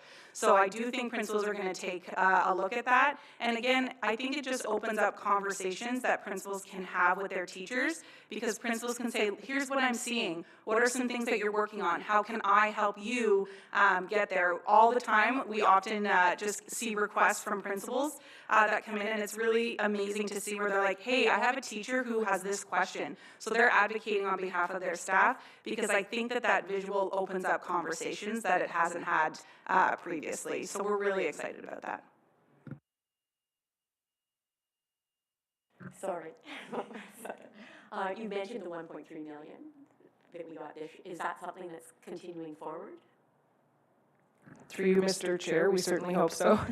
It has the last 2 years in a row, so it would be our hope. And this like, ministry's getting a lot of good feedback on this, so I believe it would be a good choice, I believe, to pull that away. It's going well, so. Trustee Phelan. Through you, Mr. Chair, I think Trustee Simpson and I are on the same page tonight, and we're asking a lot of similar questions. Recommendation for next time around, maybe we can start down here with our student trustees, move to Scott, and then we'll move around this way if that's okay. Question just for the team here. Thanks for everything that you do. Quick question for you, if that's okay, based on you know, our friends that are continuing on in their journey in their year, you know, grade 3, grade 4, grade 5. You know, it's great that we capture that early intervention, and that's key on, you know, moving them forward in the right path. But what about for our friends as we move on to the later years that have maybe missed this opportunity to catch them early? What are we doing to capture, you know, their success and moving them forward in the right direction? Through you, Mr. Chair, it's a question we get all the time from those grade 3 to 6 educators. They're really craving the same thing, right? So this ministry mandate, unfortunately, only covers K to 2, but because we were really early in terms of adopting this practice before the mandate was in place, because we knew it was what was best for students, we trained everybody on dibbles. So even though there's no mandate for grade 3 to 6, we're highly recommending that all schools screen students using dibbles in grades 3 to 6 3 times a year, because those measures look a little bit different. However, there's one measure called the oral reading fluency, where they read a paragraph in 60 seconds, and a teacher can dig down in grades 3 to 6 whether or not they're fluent and whether or not they're accurate in decoding the words on their page. And going back to Trustee Witt's question about EQAO, That fluency is a direct correlation to comprehension. So again, that's a really great measure to take a look at whether or not they're fluent, because we know that that will impact comprehension later on. So again, really great tools in place to be able to flag students early and monitor them and get them where we need them to be by the end of the year and by EQAO.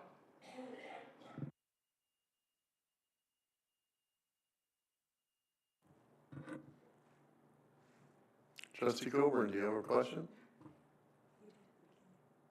I've already asked two. Make sure I didn't forget anybody.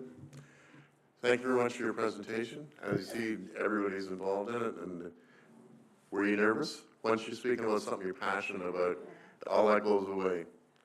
You did a great job. So, can I have a mover, please, for the motion? Trustee Moore and Trustee Phelan.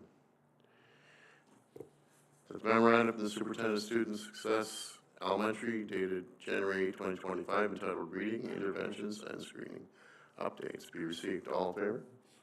Opposed? Carried. Thank you, ladies. Item 4, memo from the Associate Director of Business Affairs, annual review of trustees' professional development and kilometers expenditure and budget limits. Welcome, Superintendent Sherman. Associate Director. Thank you, Mr. Chair. Annually, we present the actual expenditures spent by trustees on professional development as well as the mileage for the prior school year. This report includes actual costs for the 23-24 school year and was compiled as part of the year-end financials. So you'll note that the actual expenditures came in for that year at a little over $16,000, which is on the lower end of what has been the norm, but is still below the budget amount of $41,000. These reduced costs reveal efficiencies that have been realized by trustees, which included sharing of travel costs, for example, carpooling, as well as the coverage of some of the expenses by other organizations for executive members that have attended these conferences and have realized savings for the OCSB budget. At this time, we also seek the approval of the budget for the upcoming school year, 25-26, as we begin the process of building up the budget for reporting to trustees later this spring. The recommendation before you seeks an approval that the budget remains at the same amount of $41,000. And I would be happy to take any questions, Mr. Chair. Thank you. Questions or comments? Mover then, please. Trustee Kutek-Myers and Trustee McEwen. The board approves $41,000 for trustee professional development budget for inclusion of the 2025-2026 budget as unchanged from the previous fiscal year. All in favor? Opposed? Carried. Great explanation. Item 5, memo from the Superintendent of Planning Facilities, Energy Management Plan Annual Report for 2023-2024. Welcome, Superintendent Bell. Thank you, and good evening, Mr. Chair and members of the board. I'm pleased to present our annual report on energy management and conservation. Our energy management plan continues to thrive due to behavioral and operational changes in our schools and investments in facility renewal with new energy efficient technologies. As a result, we now consume 30% less electricity and 27% less natural gas annually compared to our baseline year from 20 years ago. Through our conservation program, we have avoided $3.5 million in utility costs this past year and nearly $57.5 million in electricity and natural gas over those past 20 years. Through our conservation program, this was all achieved despite a doubling of electrical prices and a 13% increase in floor space due to new construction and portables. By reducing fossil fuel and electrical consumption, we have reduced greenhouse gas emissions and helped to offset negative impact of climate change. The reduction of CO2 gas emissions is equivalent to eliminating the carbon footprint of nearly 16,500 cars over the past 20 years. This past moderate winter temperatures through the 23-24 winter resulted in a 9% decrease in natural gas consumption and a cost savings of $583,000 over the previous year. The moderate summer last year led to a stable cooling demand with only a 1% increase in cooling degree days over an average year. Despite adding 18 new portable classrooms and 2 new elementary schools, electricity consumption only increased by 0.8% last year. However, electrical commodity costs increased slightly due to market pricing, leading a cost increase of $337,000. Water consumption was reduced slightly, but rate increases led to an overall cost increase of $63,000. For the 23-24 year, the total cost of utilities for the school board were $9.7 million. This included a $6.8 million expenditure in electricity, $1.5 million in natural gas, and $1.4 million in water and sewer charges. Solar installation at 4 of our existing schools generated $168,000 in revenues for us, and we continue to invest in green energy technologies. The new elementary schools are being designed and built with a focus on low energy consumption and working towards net zero energy usage. These recent 4 new schools have 200 kilowatt solar photovoltaic or PV net metering systems installed, which help to offset some of their operating costs by feeding electricity back into school during the school day. With these 4 new solar systems, we are actively working with our schools to share the data and operations for the students to see and possibly add to their studies. The student staff will be able to see live power generation that's taking place at their schools as part of our sustainability environmental practices. We also completed the installation of 70 electric vehicle charging connectors at 20 sites, which helps us with the adoption of green energy technologies within our broader communities. Our target this year is 2% or 880,000 kilowatt increase in electricity consumption, which represents a $145,000 increase in expenditure due to the opening of the 2 new schools and the purchase of 20 new air-conditioned portables. We also target at 100,000 cubic meters of increasing natural gas consumption, which represents about $42,000 this coming year, due to the increased square footage of the new schools and increased run times for ventilation equipment associated with the ongoing COVID-19 ventilation measures. Some of the increased consumptions have been offset by investments in LED lighting and other renewable projects that have a energy efficiency focus. As far as the Green Energy Act and some of the awards that we've received, we've submitted a new 5-year conservation demand management plan to the Ministry of Education in June of 2024, with a goal of 19% reduction in energy intensity over the next 5 years. This represents a target goal of around 3.5% reductions annually.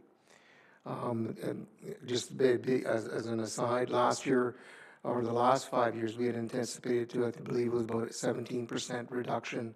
We were pretty well on track with about 3% a year until COVID hit. And then unfortunately, the numbers just didn't go our way.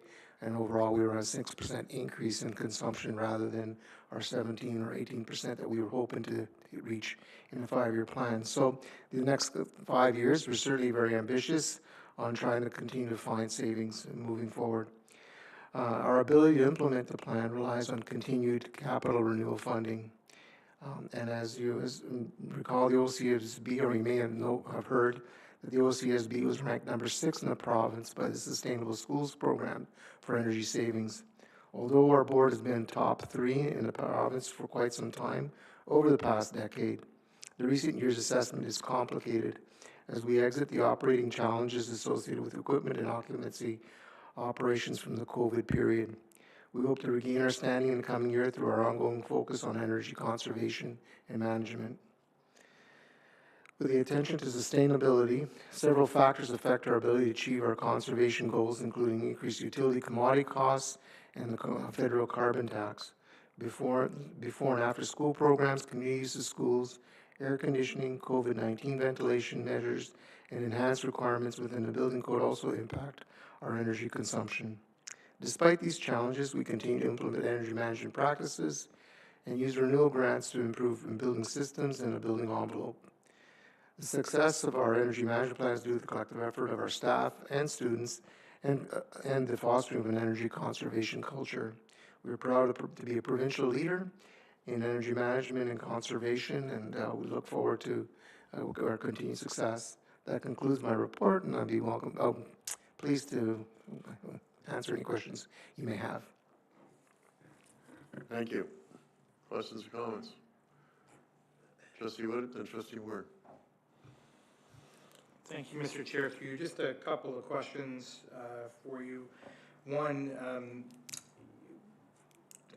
how much sort of federal incentives or grants, if any, do we receive through current federal government programs that might be in jeopardy if there is a sort of shift in the government and the thinking around, emissions reductions? That's one. And the second is around, the EV charging stations. Congratulations on getting that many online. Have we tapped into any incentives to help with capital costs of putting those in? Are we funding those ourselves?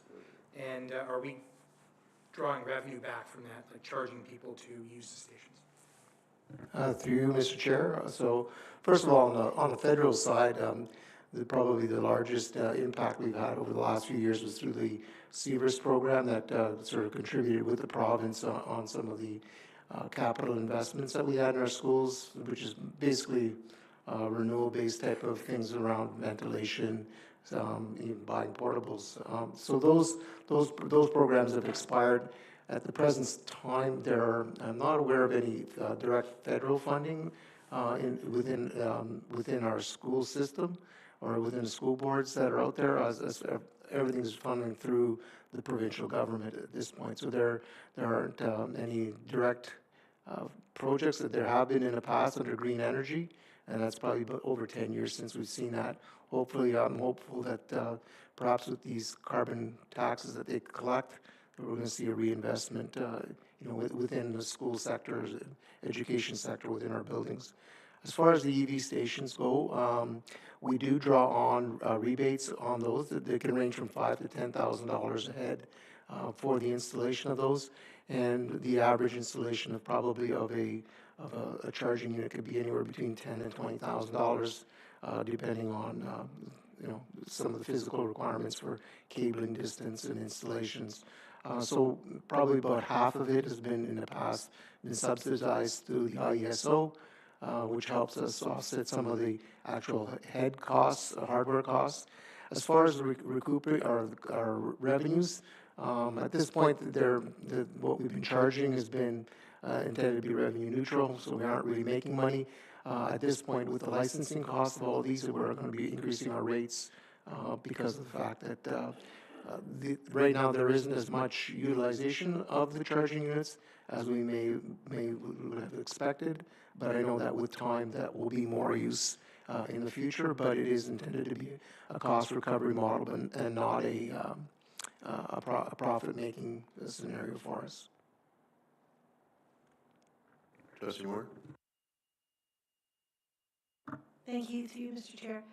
Nothing quite so fancy. Just ask about water bottle fill stations, if you're still putting them in schools, because that's helping to reduce the amount of water that needs to be washed down the drain because of the lead and the solder at some of our schools, and otherwise just running a tap.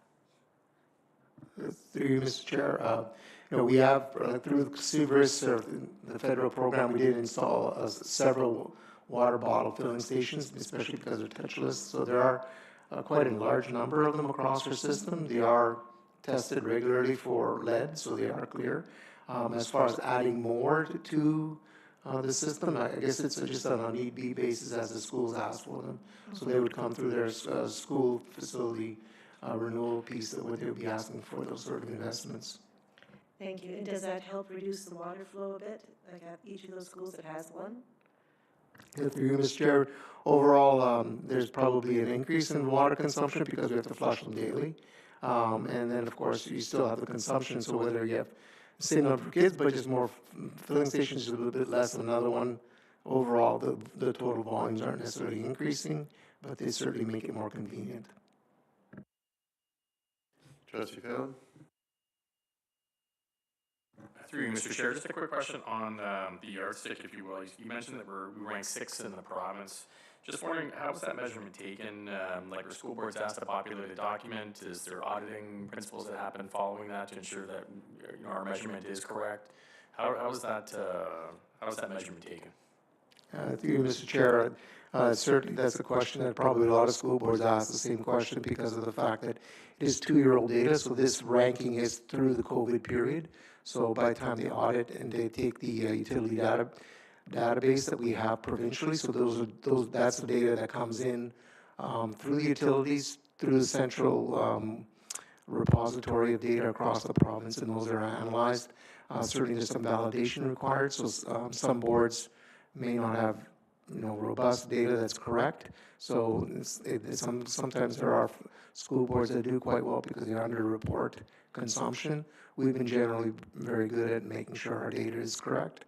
And the indication is not necessarily that we're low energy user, but we're the most efficient. So they basically look at the opportunities. They look at all the systems. There are large analytics as to the types of schools that we have, the types of equipment that we have, and then looking at whether or not our consumption at those schools it meets what they would expect as a school to run at, and then look at what opportunity are there savings. So we may not be a low-cost user, but we are running things as efficiently as we can.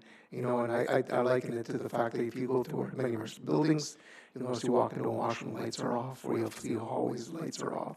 And there's that whole culture around savings.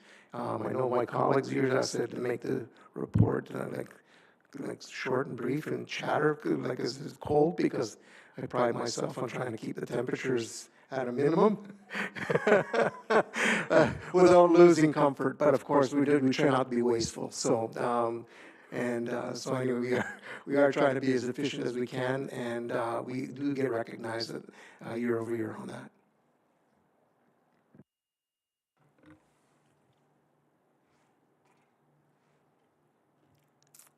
Thank you very much for your presentation.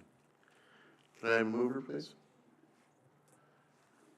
Trustee McEwen and Trustee Lukatek-Byers. That memorandum from the Superintendent of Planning Facilities dated January 10, 2025, entitled Energy Management Plan Annual Report 2023-2024 be received. All in favor? Opposed? Carried. No new business, no notice of motions. Can I move for confirmation of the action report, please? Trustee Whitted. Trustee Phelan. That the action report covering the period of December 10, 2024 be received. All in favor? Opposed? Carried. Administrative announcements, Mr. Director. Mr. Chair, just happy birthday to Trustee Coburn and to Superintendent Shelley Montgomery, both celebrating birthdays this week. Happy birthday. We're both 39. Yeah. Nose isn't growing at all, is it? No. You moving a motion of adjournment, Trustee Coburn? There you go. And a seconder, please. Trustee Moore. That the regular board meeting of January 14th be adjourned at 9:17 p.m. All in favor? Opposed? Carried. Lots of great discussion, lots of great questions and interests in the presenters. So thank you very much, everybody, tonight.